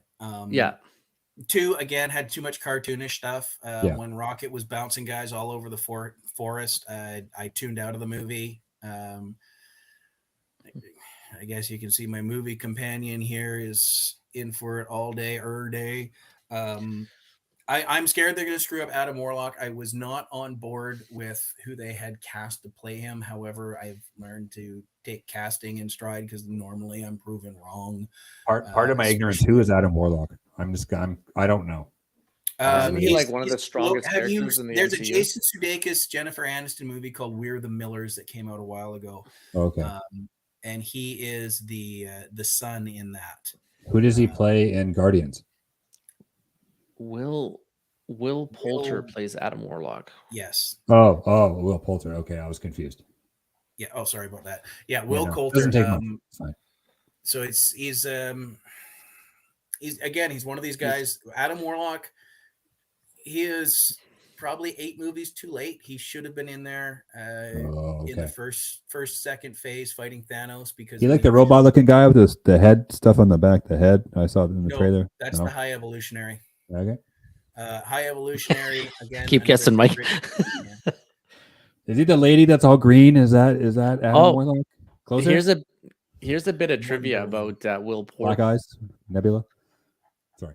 Here's a bit of trivia about Will. What's his name? Will Poulter. Yeah. He was scheduled to play Pennywise in It, Yes. but was forced to drop out when production delays led it to scheduling conflicts. He was then replaced by Bill Skarsgård, so which I think was the correct that move. was a win. 100%. Yeah. Skarsgård nailed that. Just don't watch part 2. Just watch part 1. I like part 2. Oh, Stop come on. it. Part 2 is a piece of Hey, shit. do you know that they're making a TV series about it? No. About the what? prequels? The second movie? How bad it was? No, they're making a prequel called Derry. Mike, I'm sorry. No, I'm sorry. you're just opinionated and nothing can change that. That's why I love you, brother. I just Second thought one was great. Come on. the second one was awful. You're off. Okay, I'll tell you why the second one was awful. Can I tell you? I'm not you gonna lie, I why? haven't seen either one of them, and I could give a shit less. Okay. Go Well, I've ahead. read Dude, the they're book. really good. You should watch them. So the first one deals with the kids mostly, right? And all the tropes that scared the kids scare the kids. But in the book, when they're grown up and they go back, it's different. It's grown up stuff that scares them, not the same bullshit that scared them when they were kids, because that's not going to scare you. Like it fell flat for me. I liked one so much, and the kids were so good, and I thought some of the casting too wasn't good. Think about it this way though, right? Like, so it wasn't as a kid, Pennywise. no, but as a kid, you have all these fears that you live through when you were kids in that whole event, and then you go and what is it, like 27 years later when they're adults? Yes. Those fears and deep-seated traumas don't leave you, and so going back and having those manifest again when you're an adult, thinking you've overcome them, and they start coming back, is probably more terrifying than having real things happen to you as an adult, right? Because now the you're actors didn't sell it very well then. well, maybe not, but I don't know.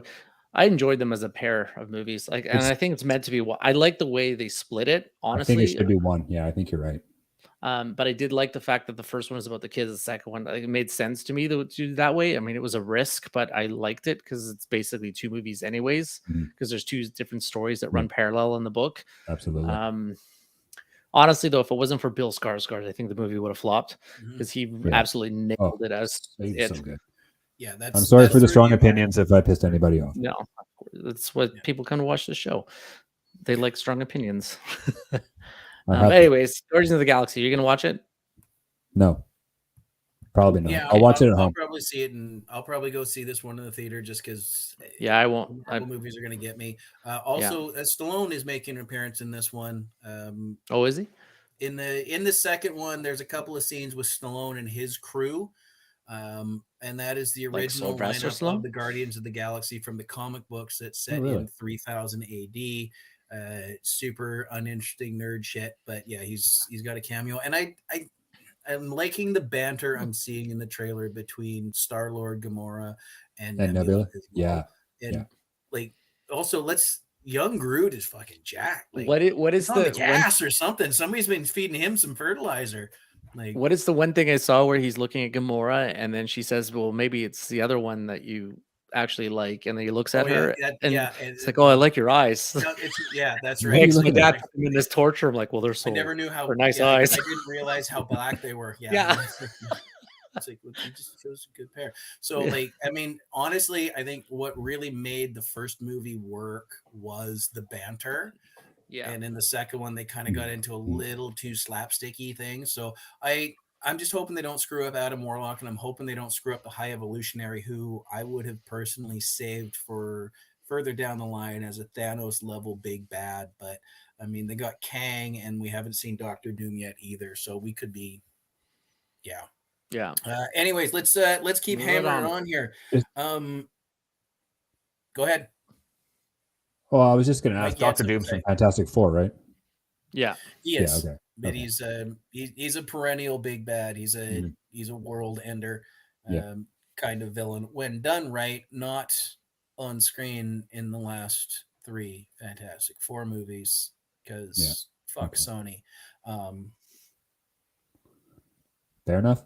That's all I have to say about Matt said that. Just so everybody knows. Yeah, clip that. That was all me. I'm gonna ruin future sponsorships. Fine. I will have to put out an apology tweet later on, but I will use some strings. I will pull some strings and get in contact with Ryan Nemeth, who can help me write an apology speech, and that is specifically for anybody that was on the cruise. Anyways, let's move along. Scream 6 is the next one I have. I have zero interest in this shit. I think I stopped watching those after 3. Okay, and then I didn't realize it was going to be 6. I stopped watching them after 3, but like watching the trailer for it, I'm like, maybe I'll actually like watch them and as a series, because is it a whole new cast of people? Yes, it's all younger people except for Courtney Cox is in it, but like Nev Campbell's not in it. I don't think. Okay. I'll check that while you guys talk about it. Yeah, I don't know. I don't think there's a whole lot to unpack here. Like, I saw the first 3 just because Because I think we all saw the first three together, probably. Yeah, I mean, Right? I definitely liked them, remember though. there I did was- too. I thought they were fabulous. I think the reason why it has so much attention is because of Jenna Ortega and her Mhm. home run from Wednesday. Like she's She's been the just talk. awesome. Yeah, She's she's been the just awesome. talk in a lot of like TikTok Mhm. videos with her dance, and Wednesday hit that show is phenomenal. She's doing phenomenally well. So She's a they're really really good actress. doubling, yeah. So they're really doubling down on her character and Mhm. having her featured in it. It'll sell tickets, right? So, but yeah, so Jenna Ortega's in it, Courtney Cox, Hayden, whatever her name is from. Penny Atera or whatever. Yeah. Heroes, yeah. From Heroes. Heroes, yeah. That And show then was so good. Samara Weaving is in it. Oh, Hello, yeah. let's All go. right, I'm watching. I'm in now. I'll watch it. She's so awesome. She's so awesome. You know what? I think I might do like a marathon of Scream and then watch the sixth one because I like the Scream movies. I just don't know why I never watched like the fourth or fifth one. They kind of got lost almost. Like I just stopped caring enough. maybe after the third one. So Yeah, that's pretty much it. yeah, I would see this. Maybe not in theaters, but I would Well, definitely. This is what I it'll would be like watch one of for those sure. like Saturday nights. What do you want to watch? I don't know. Let's watch Scream 6 just Yeah. for fun, right? Might low key Yeah. be actually a really good movie too. Yeah. So Could be Yeah. like the best out of the bunch that we've talked about so far. Really, like yeah, You know because what? the bars for a lot of these are set kind of low.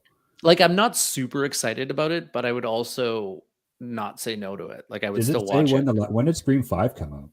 Like how long ago? Had to have been a So while. let me Couple let me years. look. I think the big gap was between 3 and 4. Oh, okay.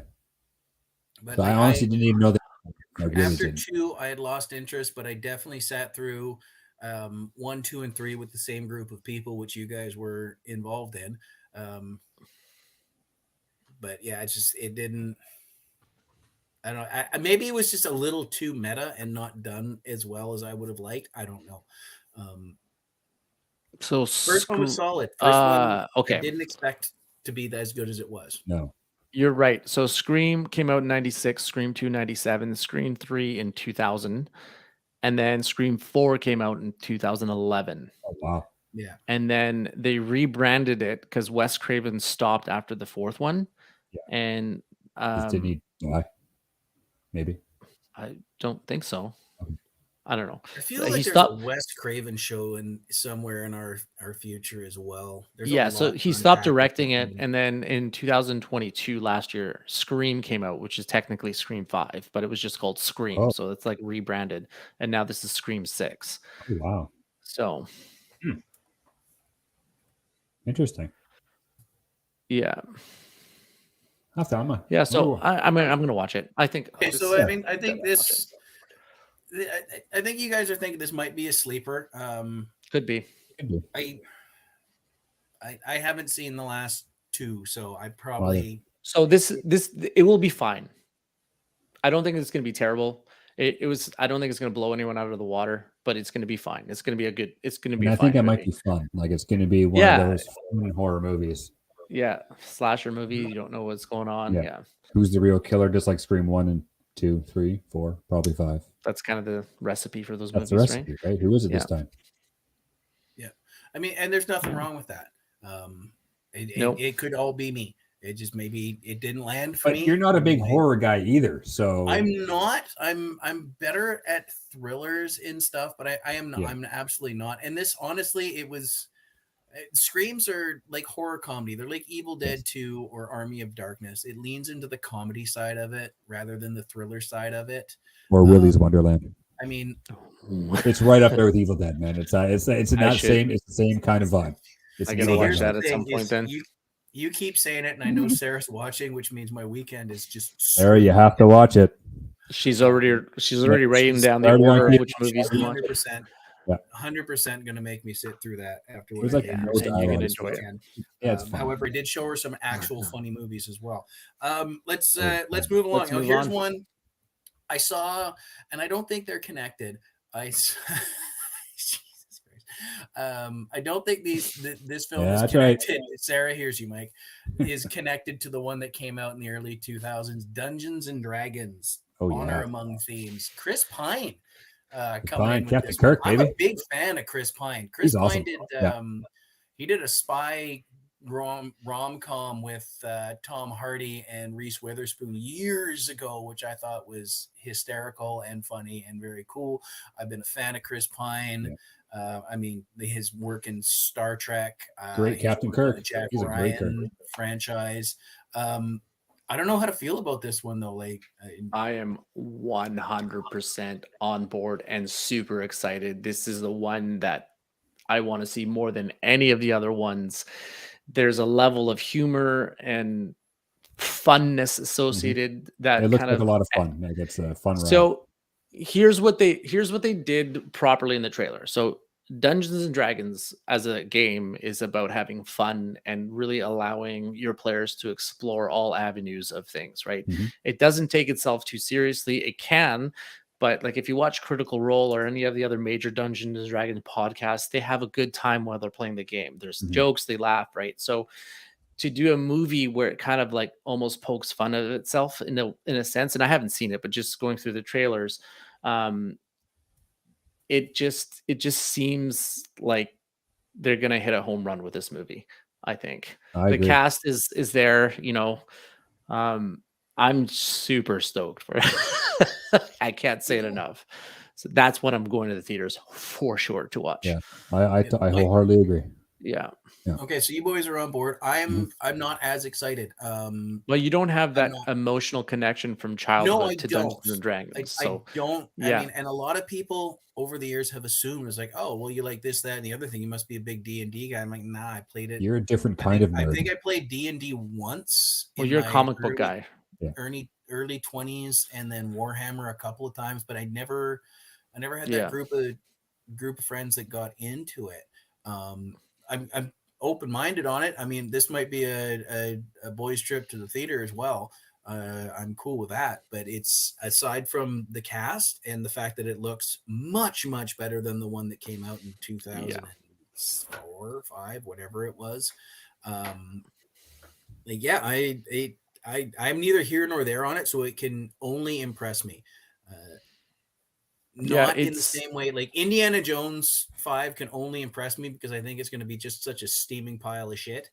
Like I'm going in with such low expectations, I can't possibly go down. Well, yeah. Exactly. And this, I'm not coming in with high expectations, but I'm not coming in with low expectations either. It's fairly even keel. So this one's going to be worth a watch for me. If I don't get to it in the theaters, I will probably get to it very early in its streaming career. Yeah, it's nice because like watching the trailer for it, it is you see a lot of the nostalgic elements of Dungeons and Dragons. Like there's a absolutely. displacer beast, a gelatinous cube, and like you don't know what any of that stuff means, Matt. But like Mike and I lived through playing that. Like you would put that into your campaigns, and you see like the spells that they cast. You're like, I know that spell. It's just the connection there, and I think there's Dungeons and Dragons, as we said before, has been kind of creeping up mainstream because of people like Matt Mercer and all those voice actors and Joe Manganiello. And I don't know what we ended up like. There was something this weekend. We were between shows and we were flipped back to the TV for a minute, and there was like, how did this get made style show, and they were talking about this custom made giant Dungeons and Dragons table. Yeah, I saw that. Invested a lot of money in. It's lots of enamel, it's special wood, it's heavy duty, and it was for Joe Manganiello.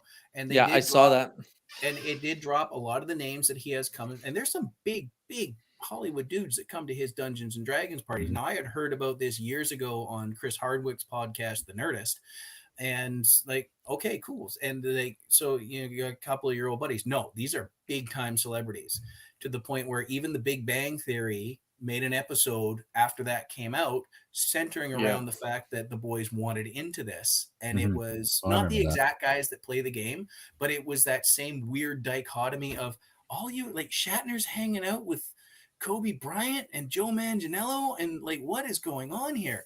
And like, it was his table. Like there is this thing, and that's great. Like, I would rather see people go out and play video games all night or go out and have these things rather than live the coked up Hollywood live fast, die young 100%. lifestyle. Oh, sure. And I Yeah. think it is great for the franchise to have somebody that is like, let's be honest here, Joe Manganiello is not a guy you would associate with Dungeons Well, and Dragons. neither Typically, would, you're looking at a guy like Rick Moranis. but when they're- neither would you with Vin Diesel either. or Henry Henry Cavill, yeah. Henry Cavill. Like, Well, he builds his own PCs. He's like, so do you Yeah. know did you know the story with Henry Cavill and Superman? yes, 100%. He was too busy to. He was play raiding in World of Warcraft. Warcraft when Too busy Zack playing Snyder Warcraft called to him. take the Call of Duty against Nice. Superman. Yeah, I'll take that later. Whatever. That's Yeah, amazing. but I mean, these are guys that you don't like. You think Dungeons and Dragons, you're thinking a guy that looks like Rick Moranis. You're stereotyping now, man. Anybody can look like a. Come on now. Yeah, I mean that's what it is. Like, Yeah. he is. It is. It's the old stereotype of a nerd. I mean, Right. it is what it is. It's Look a at me and Seb, stereotype. two studs. We don't look like nerds. Well, it was when I was in high school. I had to keep all that stuff underground. Like I The love guy with Dungeons and glasses Dragons. said Yeah. what? Yeah, it was- Shut up. That's just because I can't see. It's not my fault. I don't wear them because I.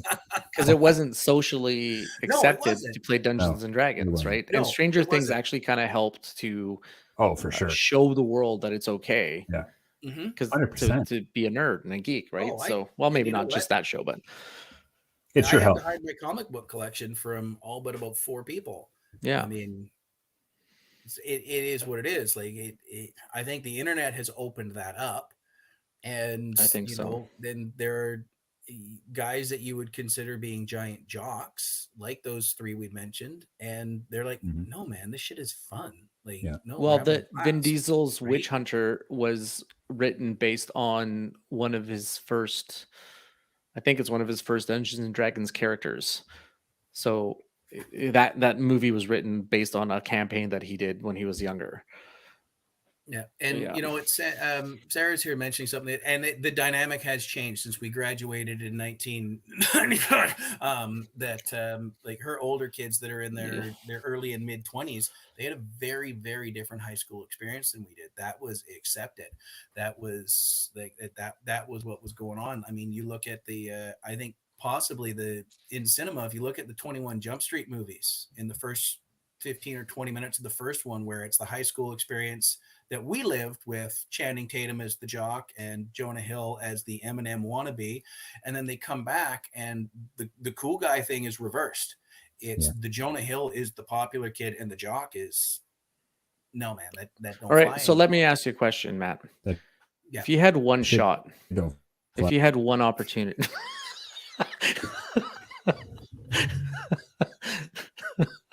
What happened? I was quoting Steve's Eminem. sister over yours. Oh, Yeah. Anyways, all right, we have Punch 3 for more to that. get. We have 3 more to get Yeah, through. we got a couple. So let's move on. There's one I have a trailer queued up. I'm going to save that for last. Okay. Actually, I only have 2 on the list. You probably don't have air on yours. I do have Air. I'm looking at the list you sent us. Oh, Air. Ant-Man. Yeah, Ant-Man. I wasn't even Yeah. going to cover it because it just Okay, came we out. won't. We don't need to cover that because that's Yeah, actually already out, right? So Yeah, Okay. it came out this weekend. It's getting Marvel reviews, which means it's getting shit on all the time, but it's probably not as bad. yeah, the Marvel fans I'm now going are to see like, it eventually. yeah, I don't know if I'm going to go to the theater. it'll be on Disney Plus in 3 weeks. Just that's true. Yeah, pretty It'll be much. fun. Okay, Disney so Plus. we're talking about air then. Air. I had no idea what this was until I watched the trailer. I Yep. didn't. Super fascinated by this. This is one of these based on a true story. And it's a reunion of office style thing. Like there's no. I'm sure they pipe up the drama, but this to me reeks of something like Moneyball or totally Moneyball. trade deadline, the Kevin Costner one. Moneyball was better, but yeah, that's But it's like it doesn't seem like it's all like it's a lot of office and suits and phone calls over something, sort of sports adjacent. And okay. So for those of you that are listening and have no idea what we're talking about, Air is about the origins of the Nike company when they wanted to put their shoe on Michael Jordan before Michael Jordan was Michael Jordan. before he's it's- even a pro, he hadn't even played a game yet. Yes, so it's Yeah, the and history that's- of He was nobody. the shoe company or the salesman that was trying to really push for Nike to put it on Michael Jordan's foot because he's the next Phil big Knight, thing. right? That's the guy who. Yeah, he saw Sonny. what was coming. Okay. No, Matt Damon plays Sonny, which is Yeah. Sonny Vicario, that I have it up here. So he's the sales guy, and Ben Affleck, I believe, is his boss or his coworker. But like you also have, I think he's the head of Nike in that. It's could from be. what I You saw in could the be right, trailer. yeah. He's way up because he's kind of shitting on the idea. Great Yeah. cast, by the way. I mean, yeah, Viola Matt and Davis is Ben in it. do really Jason good stuff Bateman's in together. it. Chris Tucker's in it. So Marlon Wayans is in it. So many good cast members. Yeah, and it's one of those stories where you don't. I mean, on paper, it's like, okay, the story of the first major shoe deal, but I didn't realize, and we lived through this. Air Jordans became huge when we were in like grade 8 or 9. Yeah. Not Yeah, to date us. probably. I Like, would say grade 8. Yeah, absolutely. yeah, like because it was right there, right around the time it was like Nike kind of wasn't the thing. It was Reebok pumps Yeah. and British Knights, and then Nike, the Air Jordans came out, and everybody had to have them. I remember. Well, and I think too, trying to also talk my the parents Bulls were into getting them good for me. by that But point. I mean, this was one of those shoes. Like this was like $120 back Yeah, in 19. they were expensive. Yeah, like Yeah. 30 years ago, 35 years ago, Yeah, something they were like that. expensive, yeah. It, like my parents looked at the price tag on these, and I'm like, oh, I need the Nikes. I need to be with the cool kids. I didn't, except for you guys. You're cool too. Thank that's you. cool. I never had Jordans. But I know my parents were like, fuck no. I'm like, Yeah. well, you buy my brother like hockey skates twice a year. Can't I have a pair of shoes that'll last No. me for a year? It's like, well, you'll grow out of them. Like he's gonna grow out of the States. That's why you buy them twice a year. So it's an Amazon I'm sorry, man. movie. So it's out actually in 2 months. It's on the Oh, sweet. or month and a half, April 5th. It won't be on Prime until later, but this could be like low key the best movie out of all of them. Absolutely. It has the recipe, like Matt was saying, it definitely has this Moneyball feel to it where it could just become like this A+ movie. Mhm. And it's a reunion of Ben Affleck and Matt Damon again. I mean, Yep. when's the last time they've done a movie together? Yeah, it's I mean, been it might it's been a be. while. Like, what is the answer to that? One I of don't the even Kevin know. Smith movies where they were doing. They Jay, probably- Silent Bob Strike Back. Like, Were they in Clerks 3? I don't know. I only just discovered that I have Clerks 3 on one of my streaming services, but I did not get a chance to watch it this weekend. So dropped the ball there. Anyways, but yeah, I mean, these guys, like Ben did a bunch of garbage there in the early half of the 21st century. Matt has been fairly consistent. But Oh, I mean, they were Ben, in the Ben has turned his career around. He is putting in solid performances. So I'm excited for this. I didn't know what it was about. And again, Oh, the probably last like duel. Ford versus Ferrari. It doesn't seem like Yeah. there'd be anything there, but I think there's going to be a lot of meat on the bone. I think this is going to be a good watch. I'm looking forward I think to this it. is going to be a great Mhm. great movie for sure. Yeah. And we seem to talk about Michael Jordan and the Bulls on like every goddamn podcast. It seems to be that way, doesn't it? Right? We talk about them more than we talk about Metallica, which is I would have never guessed that when we started this whole thing. But I know. Somehow the Jericho Cruise is still coming in third, but I'm trying. yeah, Yeah. that's I a solo applaud- I effort. applaud- I That's a applaud you for solo your effort by effort, one Matt. person. I really do. For anybody listening, that squishy sound was Mike's eyes rolling in through the back of his head. That's true. I haven't said the M word yet this episode either, and I'm not going to. I did it for you. Refusing. What am Yeah. word? Exactly. All right. Shall we Yeah. move Okay. on to the All last right, one? there? yeah, let's move on. I'm going to play the trailer for the last one I have on the list. Give me a That quick is second the last here. one. Yeah. Have you seen this trailer yet, Mike? I don't even know what we're talking about. I'm Oh, waiting. come on now. Is it? It's not Fast 10, is it? It is. Ugh. It is is Fast Fast 10. Wake me up when it's over. I've Wake only me seen the up, first one. I have not that's seen any besides the first one. Really? Yes. I would pick it up at 5. Okay. But Yeah, that's I just me. Is that when Dwayne Johnson's in it? Because then I'm out. I don't care. Yes. No, I'm out. That's where they get good. Yeah. volume Big- man. How do you choose the ones you save? Let's race! He's coming for you with everything. You're about to learn all about fear. Oh. How many has John Cena been in?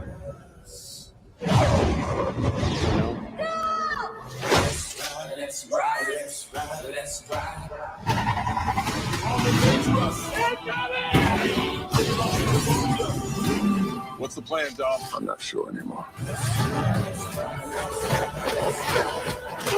I never accept death when suffering is owed. You made one mistake. You never took my Oh, this is car. where See you soon, Dom.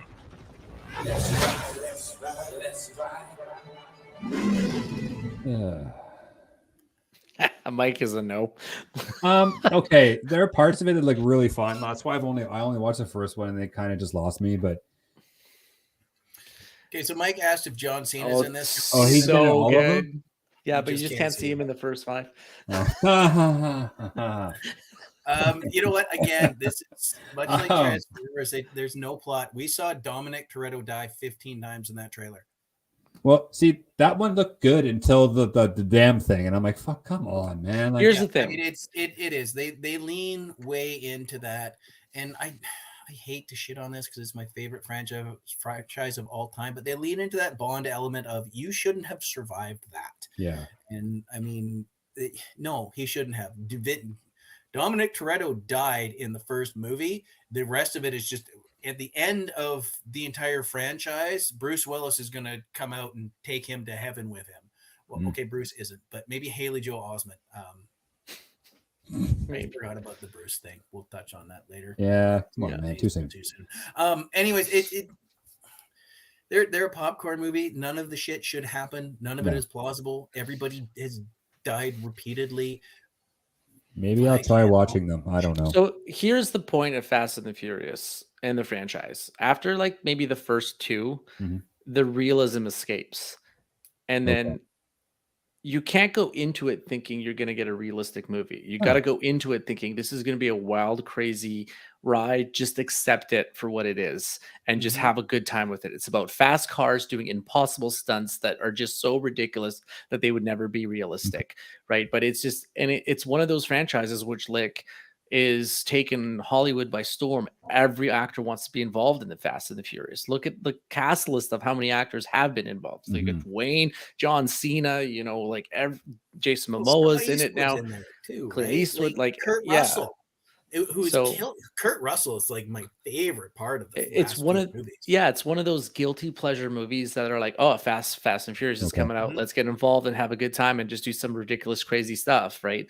It's not meant to be realistic. It's just meant to be a good time. So having said that, though, I don't think I've watched past the third one. I'm gonna endorse these things as worth sitting through with a bowl of popcorn after 5.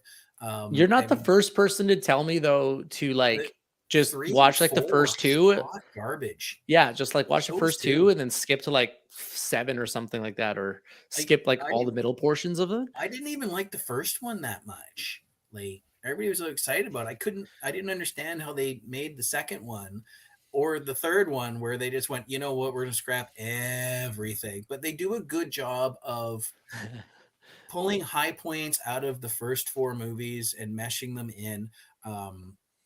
Hobbs and Shaw was the same thing. It just hot garbage, but a fun ride.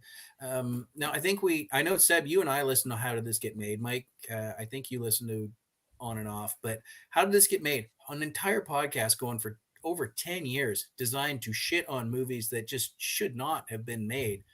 They love these movies. They're like, oh no, this is hot garbage, but it is so fun. Yeah, they sometimes have like a movie on there that they all agree is like you should watch this. It's hot garbage, but it's great. Yeah, Matt, like this phrase. I agree. Yeah, I shouldn't. Yeah. Go ahead. One, yeah. Is it like it seems like it's the Expendables with cars? Exactly it. Well, I mean, the Expendables. You got all these big name guys and and fancy cars. Whatever. Yeah. I think because of Paul Walker's untimely demise and his RIP Paul Walker, I think now it's like, in respect to him, it's like keep the franchise going. Like I assume there's going to be an 11 and a 12 and a 13. No, 12 is the last one. This is the start. Yeah, I was going to say they can't be any. Oh, really? Yeah. Okay. Well, I mean, somebody might reboot it. Yeah. But I mean, I have a quick story for you about this. So when I saw it in movie theaters, and I don't know if you saw it in theaters, the first one, the Fast. So what was the general feeling when you walked out of the theater?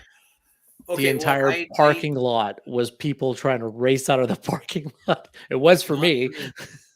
No, So- not for me because it came out early in my I would technically it was still Famous Players, so I watched it with the staff the night before. A bunch of our drunk asses went up to the bar that was in the theater, then we went down to watch it. It was, I mean, yeah, there was some of that, but it was a really small audience because nobody saw this one coming. Nobody thought it would be worth anything. There was yeah. maybe 50 of us, so it wasn't anything anybody saw on the radar. I don't remember what came out that week, but I do remember we were the smaller staff screening going on that night, and we came out just going, what the fuck did we see? Not I all just of- remember everybody wanting to race in the parking lot. Oh, It was yeah. like No, all no, these yeah, kids were sure. revving their cars, just Yeah. peeling out of it. Oh, So, I mean, I and saw you that. knew you had something there. Like when you felt that experience, like it's like you kind of believe like this isn't going to be the only one they do. Like you really felt like, Mhm. okay, There was a they're gonna plan. they're gonna dive deep. They're gonna double down on this and just go hard on Fast and Furious. And when And the that other first thing one came was- out, Vin Diesel was just becoming like gigantic, right? He'd done Pitch Black Yeah, and he'd done a he had few other just done things. Pitch and- Black. yeah, Pitch Black. Yeah, I think yeah, It's yeah, like but he wasn't 2000 even when he did the wasn't a first one come out, name. like 2000, 2001 or something. Yeah, I'm it not was sure. it was like 99 or 2000. I mean, Okay. he had done a small part in Saving Private Ryan. He had done Pitch Black, and then he Yeah. did this. Okay. Now this is back when the 200th Street, the highway overpass was one lane each way. So I definitely saw the cars peeling out of there. The parking lot of the Colossus Theater is not really great for screwing around in because there's so many medians in it. Mhm. But yeah, you definitely see them. They'd come out and they would get revved up right at the 88th intersection, and they would try drag racing across the bridge. Yeah. The cops figured out exactly where to sit and wait to hand out tickets. That took about a week. Oh, for sure. And all sorts of douchebags trying to do donuts. There was more than one dude that bounced his car off a light post in the back half of the parking lot. But yeah, it was just a bunch of meatheads. Like, and Seb, you probably see this. I don't know if your bar does it, but you've probably been in ones that does. But when they play UFC pay-per-views, you just get the stupidest pack of meatheads in there possible. Depends on That who's go out and fighting. do stupid shit afterwards. It really depends on who's fighting. So like when Yeah. GSP was fighting, you have like the classiest UFC fighter or UFC patrons coming in there and nothing happens. sure. But you have like one of the Diaz brothers fight, and there's almost guaranteed a fight inside the bar that you got to break up at Yeah. some point. It's just Yeah. the fighter breeds the type of person that attracts that viewership, I guess. Yeah. So So I mean, you wouldn't see Yeah. the car racing and stuff with something like Days of Thunder, but you throw on Fast and Furious, you're gonna get the same pack of assholes. yeah. So are you gonna see it Fast 10? I will eventually watch it. Yeah, I mean, we have Mike? we'll run through it here in the house. We'll do a marathon over a weekend every once in a while. I may pass on it, honestly. I'm paying I'm a few behind, but I might start watching. I mean, if them it was again. on, I'd watch it, but it's not like one that I would rush out to go see. But to each is his own. Okay, so I'm let me ask you definitely this paying then: for it. which is the one that you're going to see first and foremost? If all of them came out at the same time over the weekend, which is the one that you're like, this is the one I'm going to go see first? You already know mine because I've said it like 100 times. It's going to be Dungeons and Dragons. That's the one I'm Yeah. going to see first. Like, I think for me, it's going to be Indiana Jones. So that would be a close second for me. It'd be Indy, and then I'm the flip flop of you. I'd be Indy, and then D&D. D&D. second. Yeah. Yeah, Even though Indiana Jones could be a terrible movie, It could you be a still giant- have to have Yes. the potential that it might Yes. be a great thing. because it Yeah. has that. It's not just nostalgia is the wrong word. I just love the character so much, You and I want to see him. so I want to see him desperately finished good. right. I want to see Yeah. him die in this movie. I want to see it over with. Yeah, kinda you like- wanna Is see him that going the on a high note. inevitable You wanna conclusion for see- him? it has to be. Yeah. Yeah, I think you might be right. I would like to see. I don't want to see him I don't want to see him die the way Han Solo died. Han No. couldn't have died any other way. He had to go out the way he did. I would like to see Indy go.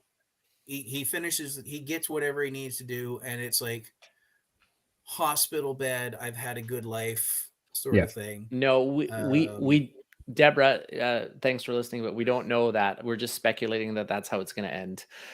Obviously, we haven't seen it yet because it's not out, but we're just assuming that might yeah, be. well, I'm just assuming this is where it's going because Han Solo, Blade Runner, stuff like that.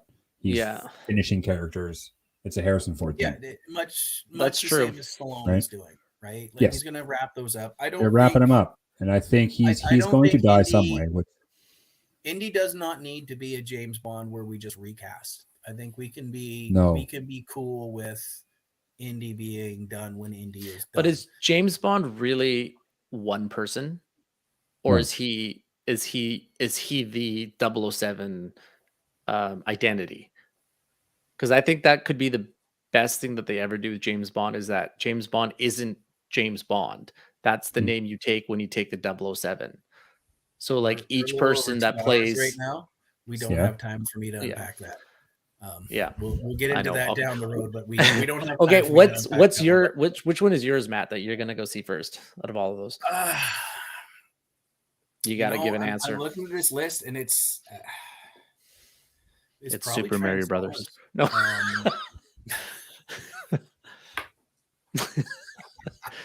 Transformers.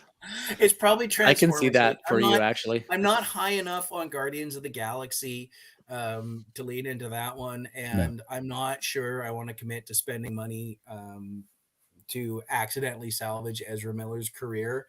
To go see The Flash, and I'm definitely not paying to see Fast and Furious, even though I will watch it. Although maybe 65. I was gonna say 65 is like a close third, right? It's got this wonder. You have no idea what the hell. Either, like we said, it's gonna be good or it's gonna be bad. We will do a James Bond on another show because that's an entire show worth of stuff. James Bond show coming. Oh yeah, I have some very strong opinions, especially on the last one and the Roger Moore years. But of course you do. That's something we'll have to unpack down the road. I mean, I think given the list, like 65 or Transformers is probably most likely. Although I will say Guardians is going to get my money in the theater. It's just I'm not as high on it. You're not willing. And I do think that Air is going to be the best movie out of all of those. I just have this feeling. I mean, it's reuniting Matt Damon and Ben Affleck. The story is good. It again, like I can't. Moneyball is like one of my favorite movies in that type of genre, sports realism movies ever. Like I think Brad Pitt hit a home run in that character, arguably, and Jonah Hill as well. Like the entire movie. Like I was aware of it, but I wasn't like super. It's a baseball film, but it's all like behind the scenes stuff. I'm like, well, I want to see Ricky Vaughn throw the heat.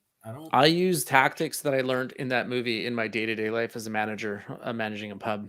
Oh, and absolutely. Specifically the whole like, okay, go tell them you're traded. We'll role play that. I'm like, why are you talking about it so much? They're athletes, they're professionals. Just tell them the facts. So like the few times I've had to fire somebody, you can either sit in the room and discuss it for 15 minutes when it's pointless, or you just go, okay, you were caught drinking on shift. That's a fireable offense. There's nothing we can do. We're letting you go. I'm sorry. Yeah. And then that's all you need to say. And then if they want to talk about it, then you sit there and go, okay, well, I mean, what do you want me to say? Like, it's pretty cut and dry. So, I mean, I hadn't seen Moneyball at that point, but I had unwittingly used that tactic myself. You fell asleep in my projection booth. How are we supposed to have the next set of films going? Go the fuck back to concession. Yeah. Right. You have to, like, you just, tiptoeing around the situation does no good. Like, you know what you're going to do. So why even, Yeah. Anyways, we've gone on too long. And the Draft Day was the Kevin Costner movie I was thinking of. That shouldn't have been. It's a sports movie. That's an office movie that was just fantastic because it's behind the scene. I'm going to agree with the Air thing. Yeah, that's probably. I mean, these are like 9 popcorn movies and a film. Yeah, exactly. Right. You can't even. Also, funny enough, Air is probably the one you're least likely to watch in theaters too. Oh, for sure. Yeah. And the last time Affleck and Damon did a movie together was 2 years ago. Yeah. I saw that. I was looking at it and I was going to mention The Last Duel. Huge Oh, cast. right. Yeah, Totally huge cast. forgot about that movie. Yeah. I Apparently, it's a started giant that one pile of and then I garbage, forgot but about it. That's what I've heard too. Yeah. But I really I forgot all about it. Yeah, it kind of came in with like a whole bunch of money backing the adverts for it, and then it aired, and then nobody talked about it. They're just kind of like, oh, let's pretend it didn't happen. Let's push that aside. Next. All And right, that's I guess still we should fine wrap on it the up endings. here Really because we're sorry. at over 2 we're hours. pushing 2:15 here. So thank you everybody for joining us. This was not quite a superb owl show. We kind of glossed over the game, but we got into where our nerds lie. This is our geekdom. This is why people are listening to us. Thank you for our regular listeners for your commenting. Like us and subscribe on Facebook and YouTube and Apple Podcasts. And stay tuned. We're going to try and move back to our regular slots on Saturday morning. We're going to figure that out.